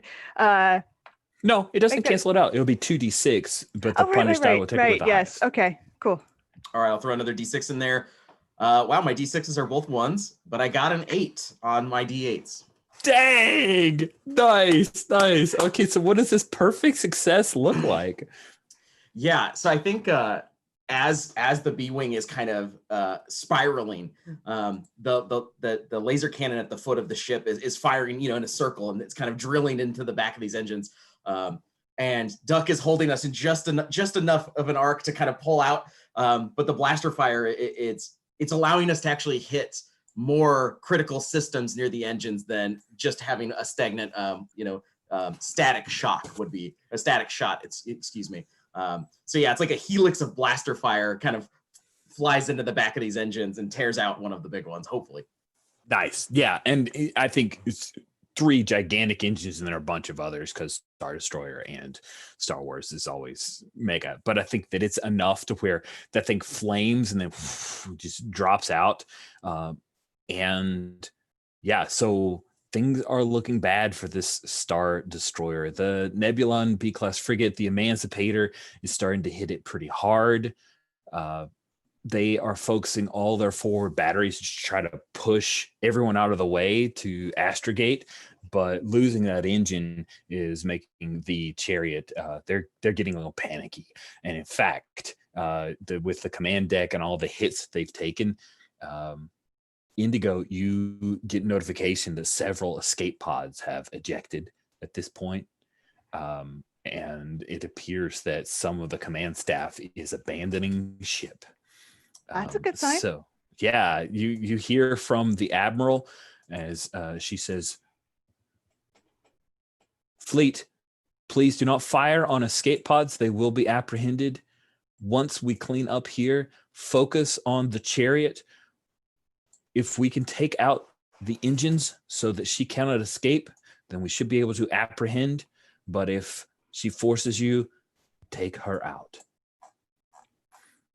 And so, yeah, you guys are starting to get backups from some of the other like medium class ships are moving closer. And so they are starting to full forward batteries on hammering the chariot. The chariot is now a limping deer, and you guys are the wolf pack that are trying to take it out. So. All right. Yeah, I'm gonna keep aiming for the guns, but first, wait. Does Rabbit still have comm? Yeah. Let's check in with Rabbit. Yeah. So, Rabbit, when we pick up, were you trying to make your way to a hangar bay? Yeah, I was trying to find some direction where I could find a hangar bay or an escape pod or something to get out of Dodge. Yeah. Okay, cool. So with that, let's have you make a stealth roll. If you are successful with 7 or an 8, you get to the hangar bays. If you roll a mitigated success, then you make your way to an escape pod. And on a failure, you fail and something else happens. Okay, so I'm going to spend 2 inspiration points and add in 2d6. So I'm rolling a d8 and 2d6 and submit. Oh, I rolled 1, 2, 2. Oh my, a normal failure. You don't get what you want, and things probably get worse for you. So, do you guys remember that scene in, I think that the scene was in The Last Jedi, when Finn was trying to escape and there was like those bank of escape pods where the scene happened with Rose and Finn? Imagine you find that, right? The Imperial version, but effectively that is like this hallway that has 4 escape pods that are happening, and you see them, and then all of a sudden there's an Imperial commander with a squad of stormtroopers that are making their way from behind you. And one of the stormtroopers spots you as you are going in trying to find the right key sequence to get it to open up. And then that's the Imperial says, what? We've got it, sir. And they start firing on you as the stormtroopers are trying to push you back, and they're firing wildly with their blasters. What do you do, Rabbit? I think this forces me to kind of have to jump out of the way, away from where the escape pods are, and I'm kind of trapped behind, like, down part of a hallway. And I'm like, so they've got me. What's the right word? They've got me pinned, right? Pinned down. That's the word I was looking for. Yeah. Sweet. Yeah. They got you pinned down. Awesome. So we'll cut away from that tense moment with a squad of stormtroopers, and basically the captain of the chariot is there trying to get the heck out of Dodge, and you happen to be in his way. So Big Top, with all of the escalating moments of this battle, you know that the chariot is at this point, like, it is a sinking ship. Mm-hmm. But saving Rabbit seems to be less and less likely at this moment. You hear from Stardog that she's gotten on another X-Wing, and she's trying to come catch up with you guys. But Big Top and Duck, I think what do I do? I think Big Top. I think Scrapyard is in need of repairs again, and So he's gonna call out for Stardog, and he's gonna ask Stardog, follow up on our 6. We're gonna take this into the hangar. We need to get Rabbit out of there. And this thing ain't gonna fly any further. So we're stealing a different ship. Duck, can you take us in? As we're spiraling out of control. I mean, Take us in, not home. oh, we can't hear you. There we go. Oh yeah, take us in, not home. We're going in. Oh, okay. So I will pilot. Indigo, you keep blasting with that Y-wing, or you come inside with us. Maybe we can get one of those transports and take us all home. But Scrapyard ain't gonna make it back. I'll cover your tail till you get in. So sounds good. All right, let's do it. Okay. You want me to roll my pilot? Okay. Go for it. There's definitely 2 punish dice coming your way because this is a crazy plan. Awesome. And I don't have any inspiration, so I'm rolling 2 dice for my pilot and 2 dice for my punish dice. I don't have any points to send your way either. I'll hand you 2 points or 2 inspiration points. Okay, so I have 2d8. If I swap that out for 4d6, then none of the punish dice count against you, and whatever you get is what you get. Yeah, so I think what I'll do. Well, okay. Indigo gave me 2d6 or 2 inspiration points, so I'll split that into a d6, and then I'll keep 4d8 just in case. Okay. Because go big or go home. Let's see. I'm gonna clear. Oh, okay. I saw there were already dice down there, and I was gonna. They were a 1, 2, 2. Right. Okay. Right. So the top 2 inspiration dice are a 5 and a 4. So I have a 4, but I have a 5 on the d6, so it is a mitigated success. Yep, the 5 on the d6 is what counts. A mitigated success. So you dip down and the B-wing comes in, but you end up taking heavy fire, and Big Top called it. She is not going to fly again. Scrapper, this is her last. This is their last time. Poor old Scrapyard comes in, and you end up, because of the rotation, you're unable to land with landing gears. You just skid in.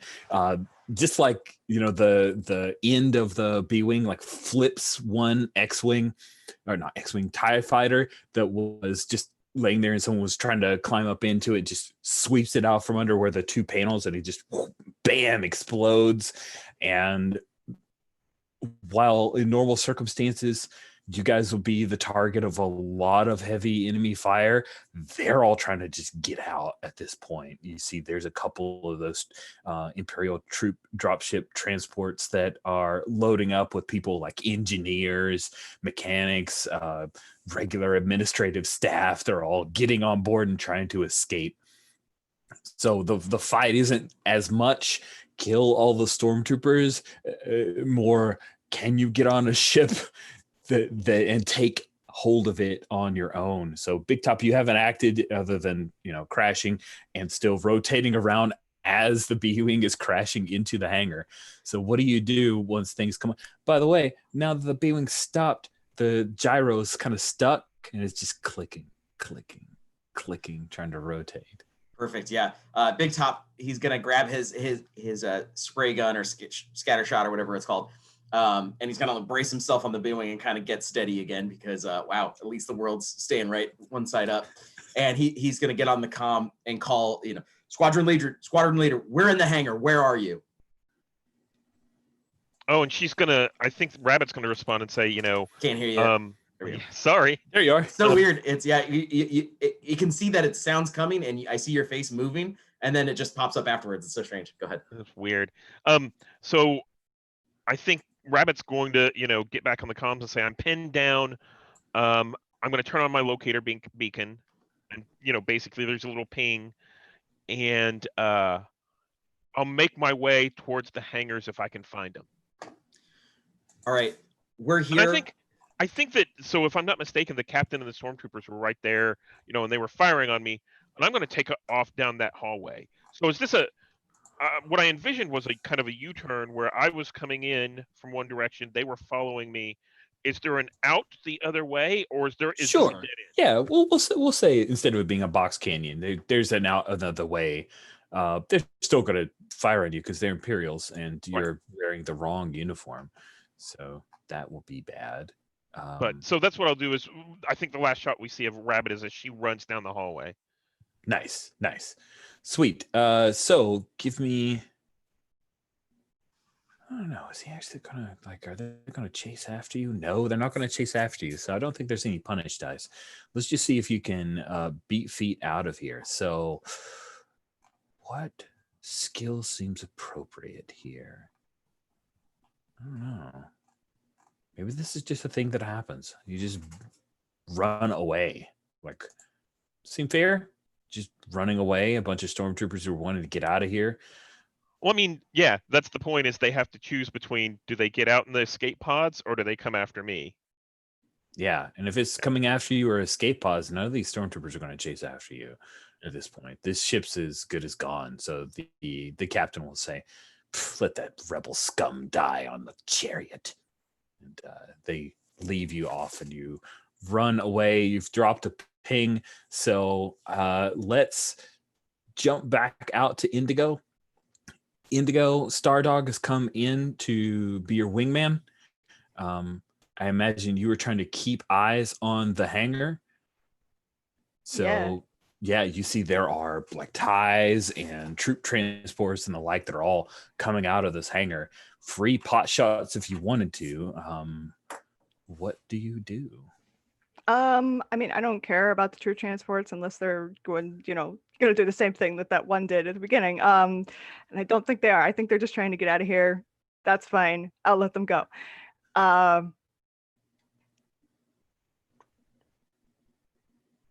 What is currently shooting at me?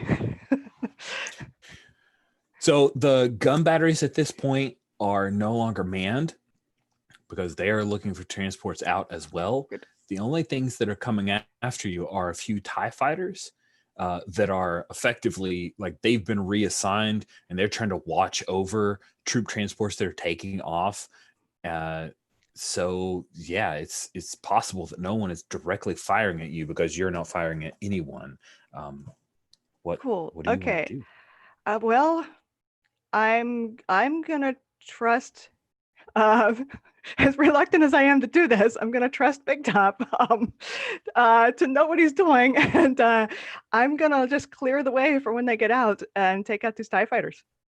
Sweet. All right, let's go for it. Let's go ahead and have you make a piloting roll. Cool. All right, so 1 for weapons, 3 for piloting. All right.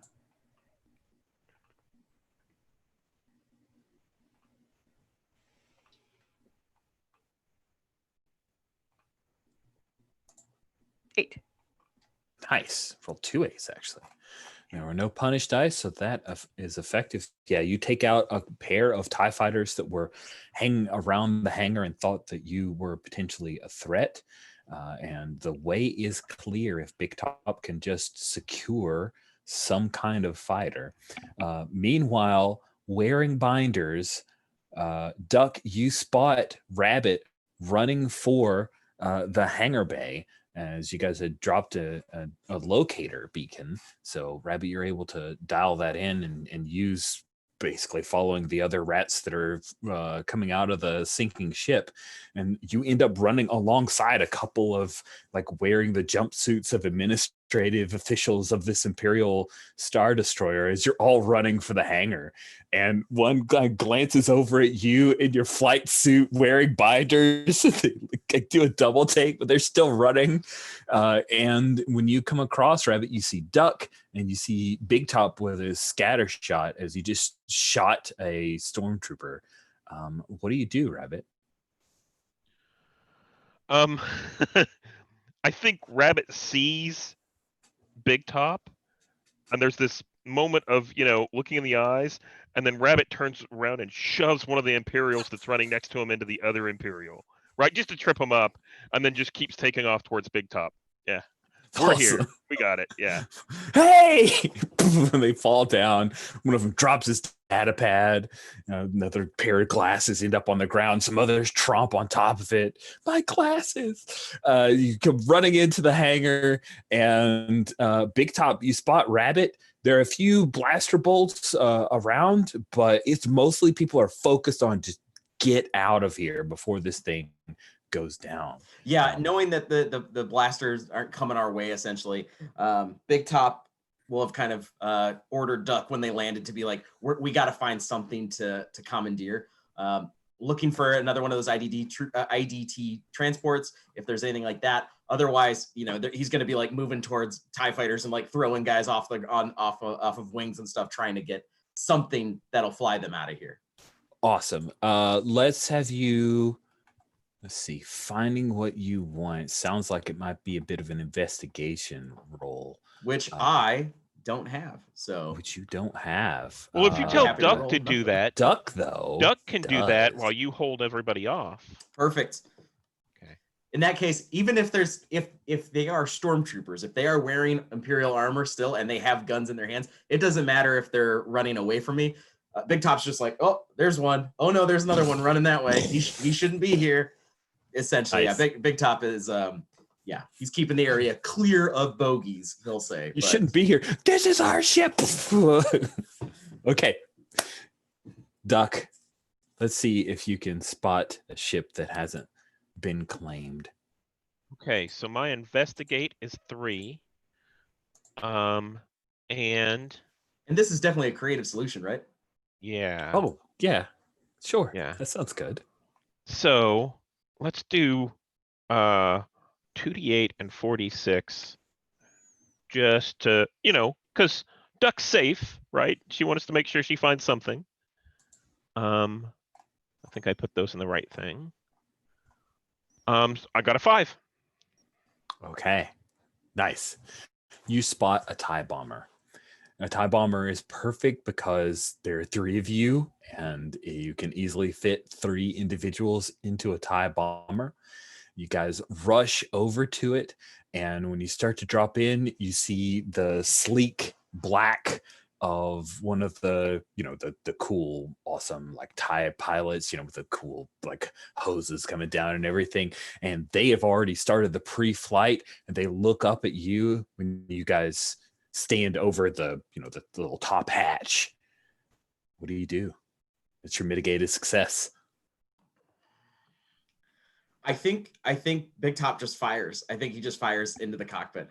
It'll still fly mostly. Duck. Yeah, exactly. Duck, you realize if Big Top fires his scatter shot in here, probably take out the pilot, but he may take out some of the stuff you need to fly it. You're a beta? You're just letting it go? Absolutely. All right. Yeah. Okay. Just be happy I didn't use the thermal detonator. That would have been a bad idea. This is fine. That would have been a worse idea. This is already a bad idea. All right. Awesome.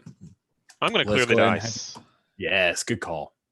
All right. So I'm going to use my 3d8. Do you want to put some penalty on that action? Yeah, I'm going to give you a punish die because you've got to have great aim to not take out some of the very important parts of the bomber. There's no aim. There's no aim involved in this. It's a scatter shot. It's just I got to have luck, and here it is. Got a 3. Wow. Hey, the Whop! You blow this TIE pilot away. They never got a shot off. They hadn't even grabbed their pistol. But you see these smoking ruins of the TIE console, and the stick is like warped off from the explosion of your scatter shot. And yeah, Rabbit, you make your way up, and you're standing right by Duck and Big Top when you see the smoking ruins of this cockpit. They saved you, Rabbit. What do you do? Carking poodoo. And let's see. I think so. What can Rabbit do? I can look for another ship. I don't think we're getting off on this one unless we just push it out of the hangar. So let's see what Rabbit can do. Oh no, Rabbit can't do anything. Sweet.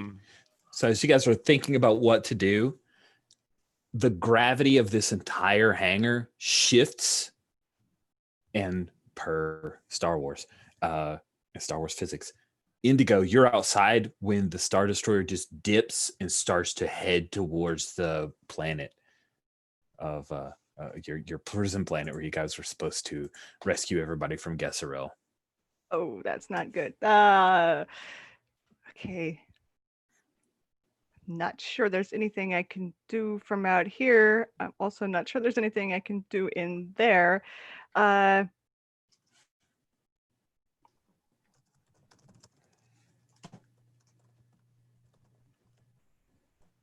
Yeah, I mean, what is the situation like? It's okay. Star Destroyer is starting to go down toward the planet. They're inside. They need a ship. They just destroyed the one ship they could get. I wouldn't say they did it. Let's put it where it belongs. Big Top made a boom boom. Oh, boom, boom. I can pick up one person. Oh, that's true. So yeah, I'm gonna go in and grab one person, whoever's closest when I land. Give me a piloting roll, because you're going to have to like duck and weave with the last ships. Like everything is starting to shift. Like anything that's on the ground is starting to kind of skitter along. Crates, fuel barrels, any ties, the wreckage of the B-wing is starting to slip out, and you're flying in there, Indigo. So give me a piloting roll. Let's see how. Evasive maneuvers count? Yes, absolutely. You're definitely trying to evade. Cool. Oh shit. A 1, a 2, and 3 3s. Oh, this is going to be wait, ignominious. hold on. I guess I get a Maneuvering. I think I get a D6 with that too, don't I? Yeah. Let me roll that real quick. Are you the gray dice? Yeah. Oh wait, you're right. I think Never the blue mind, dice I'm are an mine. idiot. Yeah. The gray dice are mine. Yeah, okay, never mind. That's a 7. That's a big difference.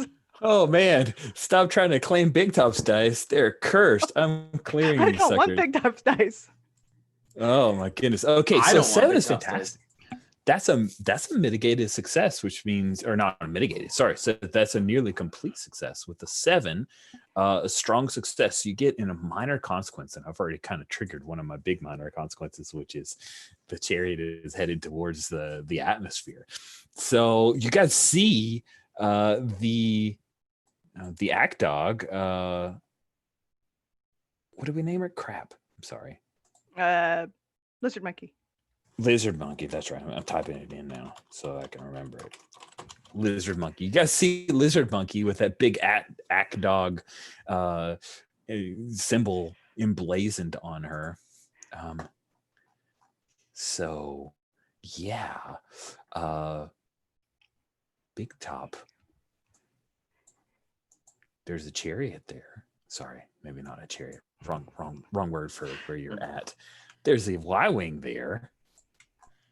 Yeah. Save somebody. Yeah, Big Top, he's gonna, wave towards Duck and Rabbit. He's gonna wave them towards the Y-wing as he keeps firing at Imperials in the hangar. Yeah, he's not getting in that Y-wing. Duck runs right for that Y-wing. Yeah. Appropriate. Yeah, and Big Top waves Duck on, and he looks at Rabbit, and he's just like, "Squadron leader, it's great to see you again." And he like fires another shot into stormtroopers and stuff like that. And he says, "I don't suppose you saw another way off this rig?"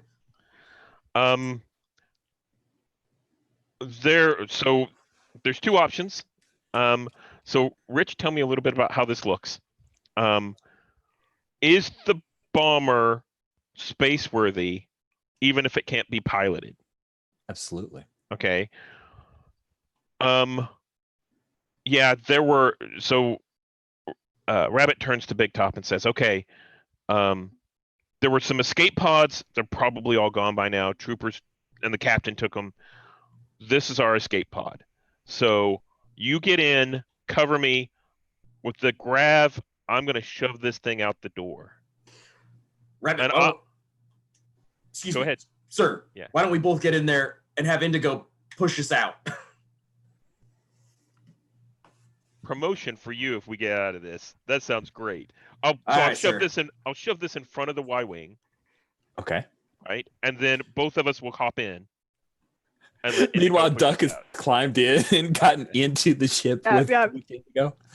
Yeah, I've told Q5 to eject and go back to the frigate, and yep. Okay. Sweet. Indigo, give So- us a boost. All right. Hey, Duck, you get 2 inspiration points because you know what stopped you from getting on the Y-Wing. Sweet. So let's give... I wonder. I mean, we know snow speeders have tow cables. Do we think that a Y-Wing would have a tow cable? Or is it just basically muscling this thing out? And I first I could envisioned see them having muscling it, tow table. but that's a great idea. I'm sure we can find something that'll work that way in this mess of a hangar, right? Yeah, I mean, Probably. like, these small fighters and bombers probably get shot and have no engines pretty frequently. I would imagine they probably do have tow cables. Sweet. So let's go ahead and either Big Top or Rabbit. You guys need to help with fixing the tow cable, and then Indigo, you need to pilot them the heck out of here. So, Yep. Who wants to lead the role on trying to get a tow cable attached to this TIE bomber? I think that's Rabbit's forte. I'll do that. And I've got let's call this a tech. Does that sound right? Yeah, that sounds great. Yeah. So I think I'll use tech, and I'll get on the comms. I'm still binded up, by the way, and I think I hit the button on the comms and say, Indigo, release your tow cable, and we see it go thunk and kind of land on the deck of the hangar, and then Rabbit kind of reaches up and starts running back towards the TIE bomber, and we see it, Big Top up there shooting away, trying to cover for me, and I'm going to, try and jam it on there, and then hit the button to make it magnetize it till it's connected. Oh, nice. That sounds awesome.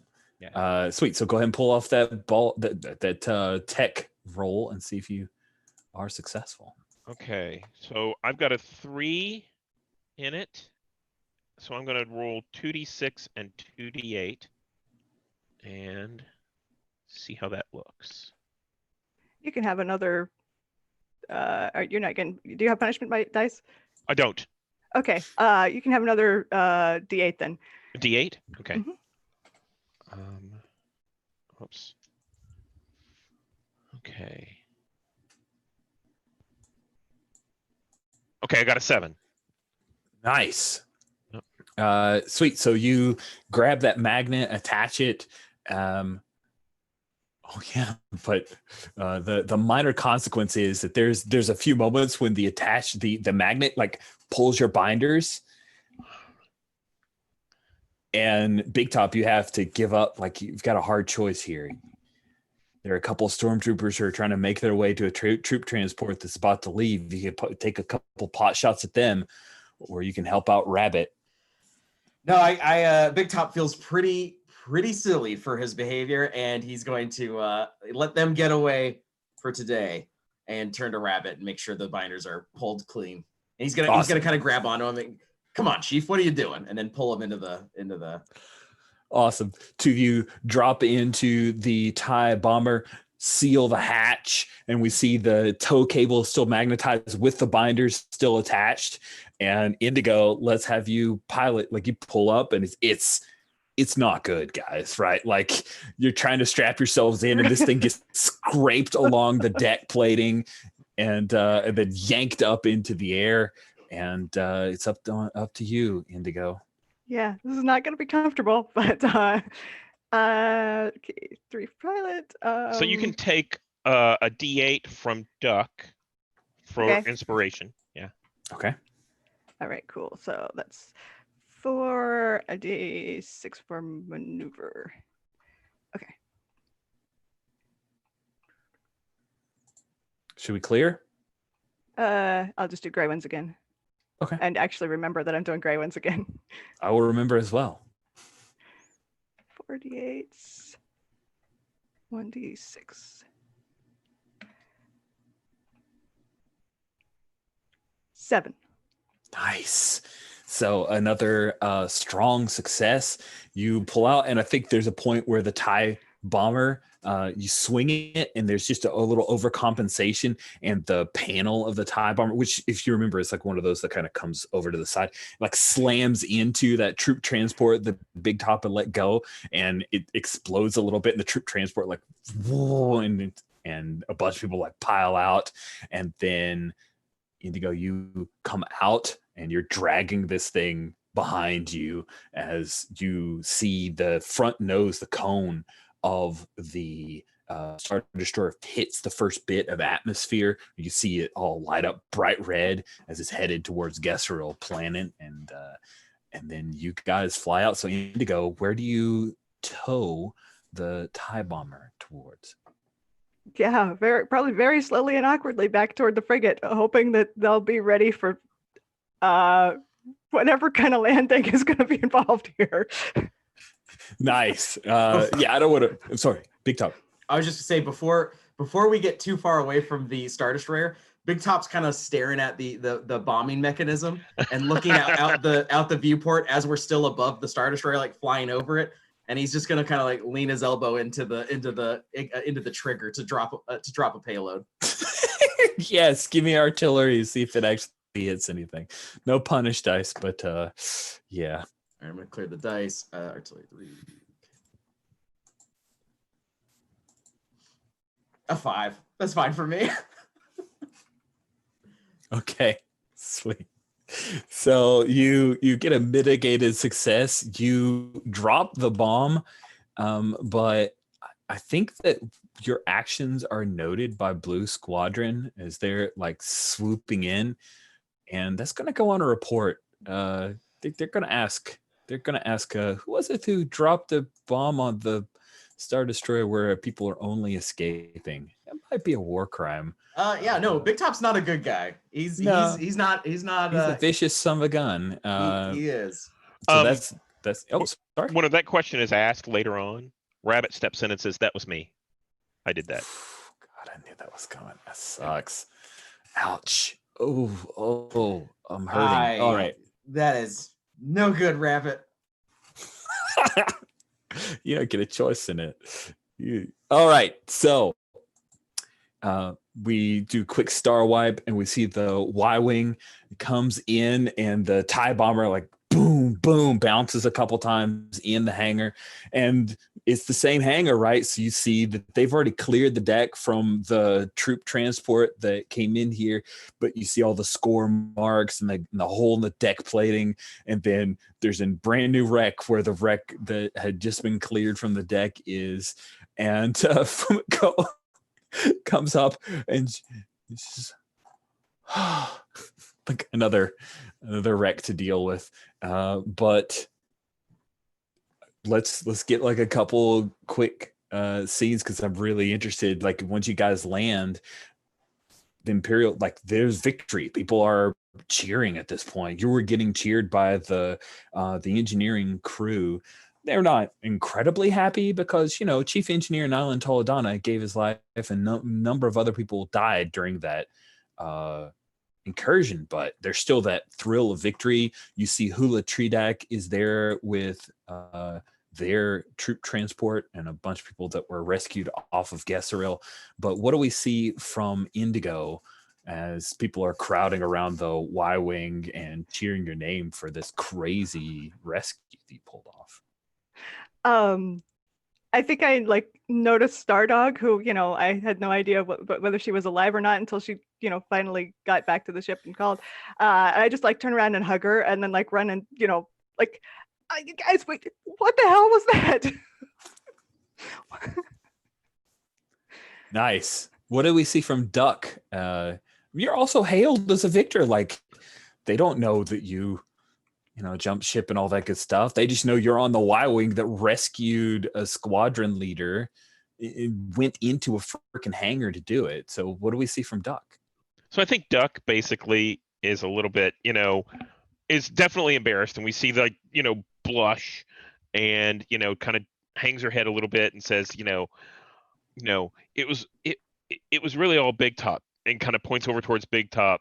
It was their plan. So yeah, go talk to him. Okay. And then there are a number of engineers that like come up and they're like unsealing the TIE bomber, and they see Big Top and Rabbit down in there. I imagine you guys were able to strap yourselves in, so you're like right side up, but yeah, it was crazy. Poor Big Top, man. It's just like you went on a merry-go-round and never stopped. So Big Top, what do you do when they come?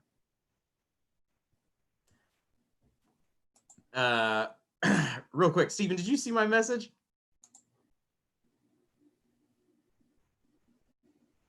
You're muted, bud. I'm completely fine with that. Yes. Okay. Yeah. So I think the other people go over to the TIE bomber and kind of open up the hatch to get Big Top and Rabbit out, and they look down and they see Big Top and Rabbit are in a real close embrace. Oh, and yeah, that's cool. Big Top reaches up and closes the hatch on them. Awesome. Sweet. So what I'd like to do, if you guys are cool with it, is maybe we just do a few quick, like, number one, check in. Feels like we're done, right? You see their prisoners from Gesseril. You see that the Duke Starcy Brumark has found his sister Elena, and there are a number of other rebel sympathizers who have been freed from Gesseril. And there are also like squads of stormtroopers who are being led in on a couple of the troop transports from Gesseril, the ones who had surrendered. So the mission is a success. You did not lose any capital ships. You lost a number of starfighters, mostly due to Mammoth. But it's no counting. So I'd love to see some like epilogues. So we'll end up ending just a little bit early, but it kind of feels like a good point to me. So who'd like to lead off with epilogues for their character? What do we see? I think like right afterward, Yogan finds Duck and is just like, hey, don't feel bad. We can't all be like Big Top. If we had, we would have all just, blown ourselves up a long time ago. True, and I think that the big point here is we all got out of it alive. Crazy, Yeah. But we all got out of it alive. Yeah. Come on, let me buy you a drink. Nice. I think Big Top's epilogue is sometime later after the kind of mission had calmed down, and he's up for maybe not a court-martial, but an official reprimand over actions. He wasn't too tight-lipped about what he did during the battle and the fights and stuff like that. So word got up to the higher brass, and I think Rabbit is there as the squadron leader to try and, as you said, take the blame for at least the bombing. So Porkins still gets a demerit or two on his record, but when they hear that the squadron leader dropped the payload, they kind of sternly look at the two of them. They heard about their involvement. They heard that they should be separated from their squadron into different flights. But at least for that last moment, the brass let him get away with it. So I think that after that, the hubbub's kind of died down. They're on to the, people are excited about the next mission and all that. And I think that Rabbit has actually been demoted down to a pilot. She's not a squad leader anymore. And I think Mammoth Squadron, all 5 of them are gathered like in the infirmary. And it's like we see at the end of Empire Strikes Back, there's like a window looking out, and that kind of stuff. And the ones that are injured are getting kind of patched up. And, you know, someone's got an arm in a sling, and, you know, they've got bandages on the head and stuff like that. And they all kind of stand there looking out that window. And I think Rabbit steps back and pulls out like a bottle of something and pops it, and it kind of fizzes a little bit, and then takes a drink and passes it, right? And they all stand in front of that window as they pass this drink around. And at the very end, we see like this, you know, medical droid kind of come up and like, you shouldn't be drinking that. Nice. What about Duck? Oh, I think there's a big misunderstanding with Duck, and Duck is offered the squad leader position, and Duck is like, no, you know, and is like, if you make me the squad leader, I'm going to quit the team, you know, I'm going to get out. So there's this really embarrassing kind of back and forth motion where they're like, but you're like a hero, you know, you didn't, you followed orders, you did exactly what you did, and you helped rescue, you know, your squadron leader. I mean, that's great. And she's like, no, you know, please don't make me go back. Nice.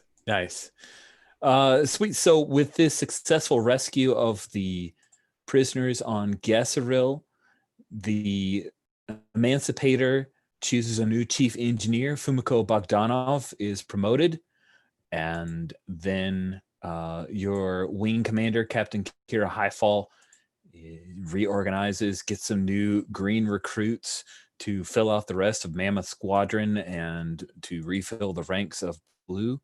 And then you head on. This fleet continues to try to liberate the Minos cluster, and the mission that you have been sent on, rescue at Gesseril, is considered a resounding success. Medals all around, even for the Wookiees. No Wookiees were harmed in the shooting of this particular 2-shot. So that will conclude our 2-shot of Starfighter. With one big mission, because of course I think there will be 2, but there never is, and I'm kind of glad there wasn't. This seemed nice and full. I would love to do a quick round of stars and wishes, but before I'll wait. But yeah, I'll save that till after we're no longer streaming for that question. But I think you guys, it's the question I always ask you to remind me to ask, and I'm going to ask it at the end of streaming. So let's do stars and wishes. Like wishes, I don't know, like wishes if I were to run this again, I think is maybe the wishes that you want. And also compare, contrast Starfighter versus like Night Witches. I'm really interested in your thoughts on that one, Bethany. And if anybody else has played Night Witches, if you can make those comparisons, that's fantastic. So who'd like to go first on wishes? And if you don't have many, that's a-okay too. Don't feel like you have to drudge them up or restate anything. Just want to leave that space if there are some thoughts and feedback.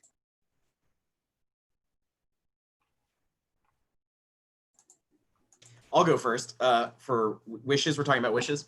Yes, sir. I think the wishes, I think, are just I don't know. I don't think I'd wish for anything. I think this was great. I think we adjusted really well. We pivoted to what the first session kind of showed us, and I think maybe there was some. I don't know if this is a wish. I guess the momentum in the middle of this session. I think we kind of found a weird pace because we wanted to go back and save Rabbit, but then everything else around it kind of seemed like, not that it wasn't the goal, but it did feel like we hit a weird patch where it was like, oh, should we save him or should we save her? And then, you know, that's why I was like, well, I felt pressed to get on the comm link, as it were, to ask Rabbit and be like, are we doing the right thing? Is this the right move? And so I almost think that's just a kind of a byproduct of what you said, Rich, is that you kind of thought this would be 2 missions, not 1. And I think we we squeezed, one mission a little bit too far, perhaps, or stretched a little bit too far because we thought we needed to get a thing done. I don't think that's anybody's fault or anything. I think that's the way we chose it, and I'm glad we did that. But I think that was just I would just notice that. That's good feedback. I appreciate that. Thank you.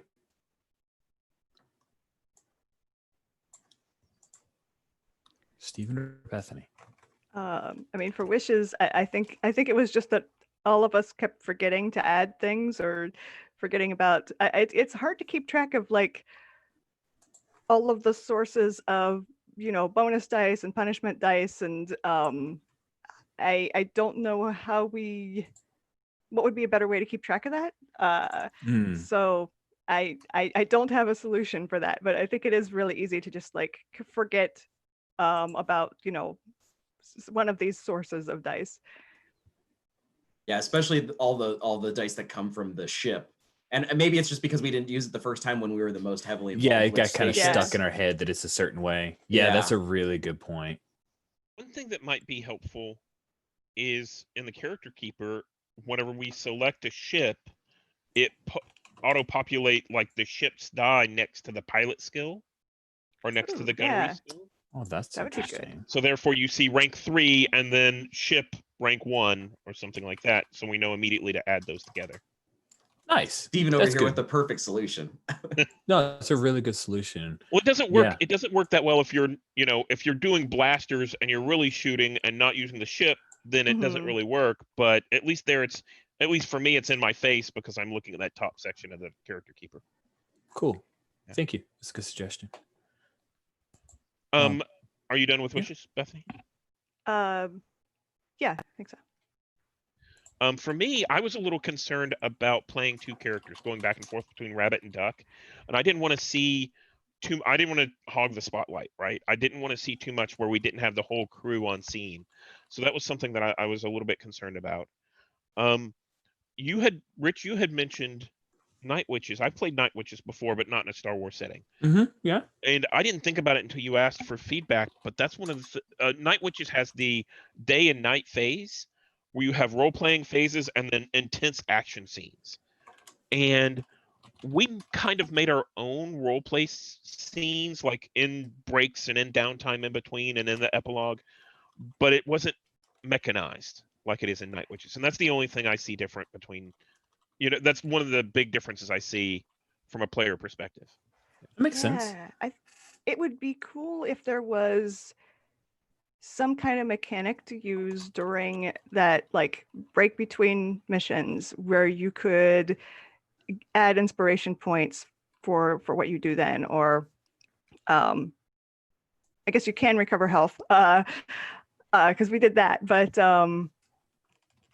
yeah, like if there's some like mechanical benefit that you can get for downtime moves that you can then use in the next mission would be, I think, like adding points into a team pool or something. Yeah, team pool would be good. Oh, I mean, the inspiration points are pretty much like that because we can like hand them to each other, but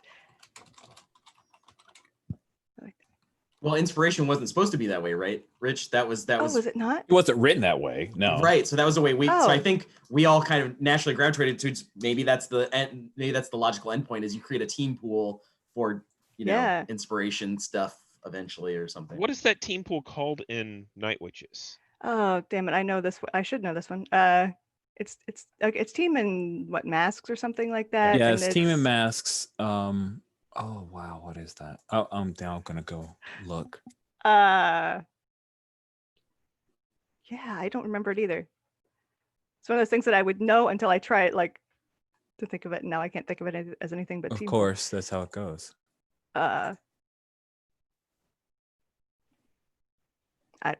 Mission pool. It'll come to me randomly. Mission pool. There we go. Sweet. That would be neat. A mission pool, something like that. That's cool. That's a good idea. Like downtime scenes that can build up your mission pool that works similar to Night Witches is an interesting thing. We've already done wishes, so just a quick little bit of feedback. Switching out blasters and artillery the way we did for the second session was that an improvement, or did that add complexity that maybe wasn't necessary? I don't feel like it added any complexity really, because it only came up a couple of times, I think. So it was pretty easy to, not easy, but it was just, hey, is this blasters or artillery? And the only reason I felt like it was even loosey-goosey about that is because we were trying to find a reason to use artillery, because it seems like as written, artillery is like surface cannons. It is using like, anti-aircraft batteries or something like that, but we never came across those. So, we were just trying to make a place for me to use that skill since I put so many points into it. So, I don't think it overly complicated. I think it was just us trying to get a square peg into a round hole kind of thing. And that's okay. I don't think it was bad. And I think the switch from using last session, I think we used piloting for just about everything. And this session we used blasters and artillery and things like that for, shooting from a ship. And I think that was a really good change. I feel like last session we succeeded all the time, or at least, okay, those of us who had piloting 3 succeeded all the time because we had a bunch of dice. Yeah, true. And now you have that choice between, oh, well, my artillery is really low, but my piloting is high, and you're not good at everything. Yeah, it makes for an interesting story. Yeah, if piloting governs everything, especially if you have something that isn't an X-wing, where you have 2 people working together, and one is using blasters or artillery, and the other is using piloting. It doesn't make a lot of sense for. It wouldn't have made any sense for Big Top to roll piloting this session. So I kind of like that. Like, it gives that person something to do. It mechanizes that person's role if you're using, if you're in 2-person ships. And like, I think that the original reason we switched it was because we were just using piloting all the time because we were in the ships the whole time, right? But like this time we actually used blasters, in blaster pistols. So like it turned out we maybe didn't need to mitigate that, but I don't think it was a bad change. And then the last question I have, which is for really kind of more for Stephen and Cody, is you went from an X-wing to being part of a 2-person crew. Was it more fun with the just all X-wing all the time? Was it more fun in a B-wing? And if it's a pass, like they're both fun in different ways, that's fine too. I'm just curious, like this system, did it feel more fun when the 2 of you were working together on the same ship, or was it better when it was just you against the galaxy? I think that's exactly the key. What I saw was my successes and mistakes impacted my co-pilot or my, the other person in the ship. So therefore, it was more cooperative. The bad things that I rolled poorly on piloting, the B-wing started spinning, that caused problems for Big Top. And the same thing, I piloted really well, so they didn't get any punish dice. So it's more cooperative if you have more than one person in a ship. Whenever you're in an X-wing by yourself, all your roles are pretty much just yours. Yeah. Yeah, I think the same thing. I think there was more interplay with piloting versus blasting and stuff like that. And it, maybe it made, I wouldn't say it made it clunky, but it did obviously gave a little bit more pause between like which things are we actually accomplishing. Like, okay, pilot first. All right, then based off that, how good can we really blast? So it did make a little bit more time to it. But I thought that was interesting because it it did change. Okay, we're gonna fly in and do this. Oh, the fly went bad, so I guess I'll just try this as best as I can. But there is also thought to when you're in an X-wing, it's all or nothing on you. And I think that can also probably be a pretty good vibe to have if this is much more of like a war story and it's like I'm in my plane. Like in the first session, I basically got blasted to nothing, and I was like, well, I hope I don't take any actions because I'm dead. Which is kind of nice because it's like I'm all on my own in that moment, and it really was. Here comes Indigo saving my ass. That was great. That was like made for a really good moment. So yeah, I think I like fun different ways, but yeah, I think it really plays into different kind of ideas. Good, Cool. Well, thanks for all that feedback. That was super helpful for me as I consider. And I will stop asking questions so that we can do stars so we can get out of here and have lunch or, go out into the nice warm day. It looks nice outside. So I can't even remember what order we did. It's the wishes. So whoever wants to jump forward with stars. I did wishes last. Okay, go for it. Then so stars. I'm really excited about the way that you played Porkins Big Top. That was so good. And it it was fun to see someone just going all out, and it was a lot of fun to see. Thank goodness we had one of the crew members who was focused on making sure that we all made it out safe. Because if it hadn't been for Indigo, we would have been blown out of the sky, let alone being dragged back home. So yeah. Big kudos. Nice. Cool. Yeah, Bethany, go ahead. Yeah, big stars to Stephen for playing two characters and keeping them separate, because like if I ever try to do that, they end up being two clones of the same character because I can't keep it, can't shift back and forth like that. But you totally did. You're like, yeah, duck cuts and runs, rabbit shoots people.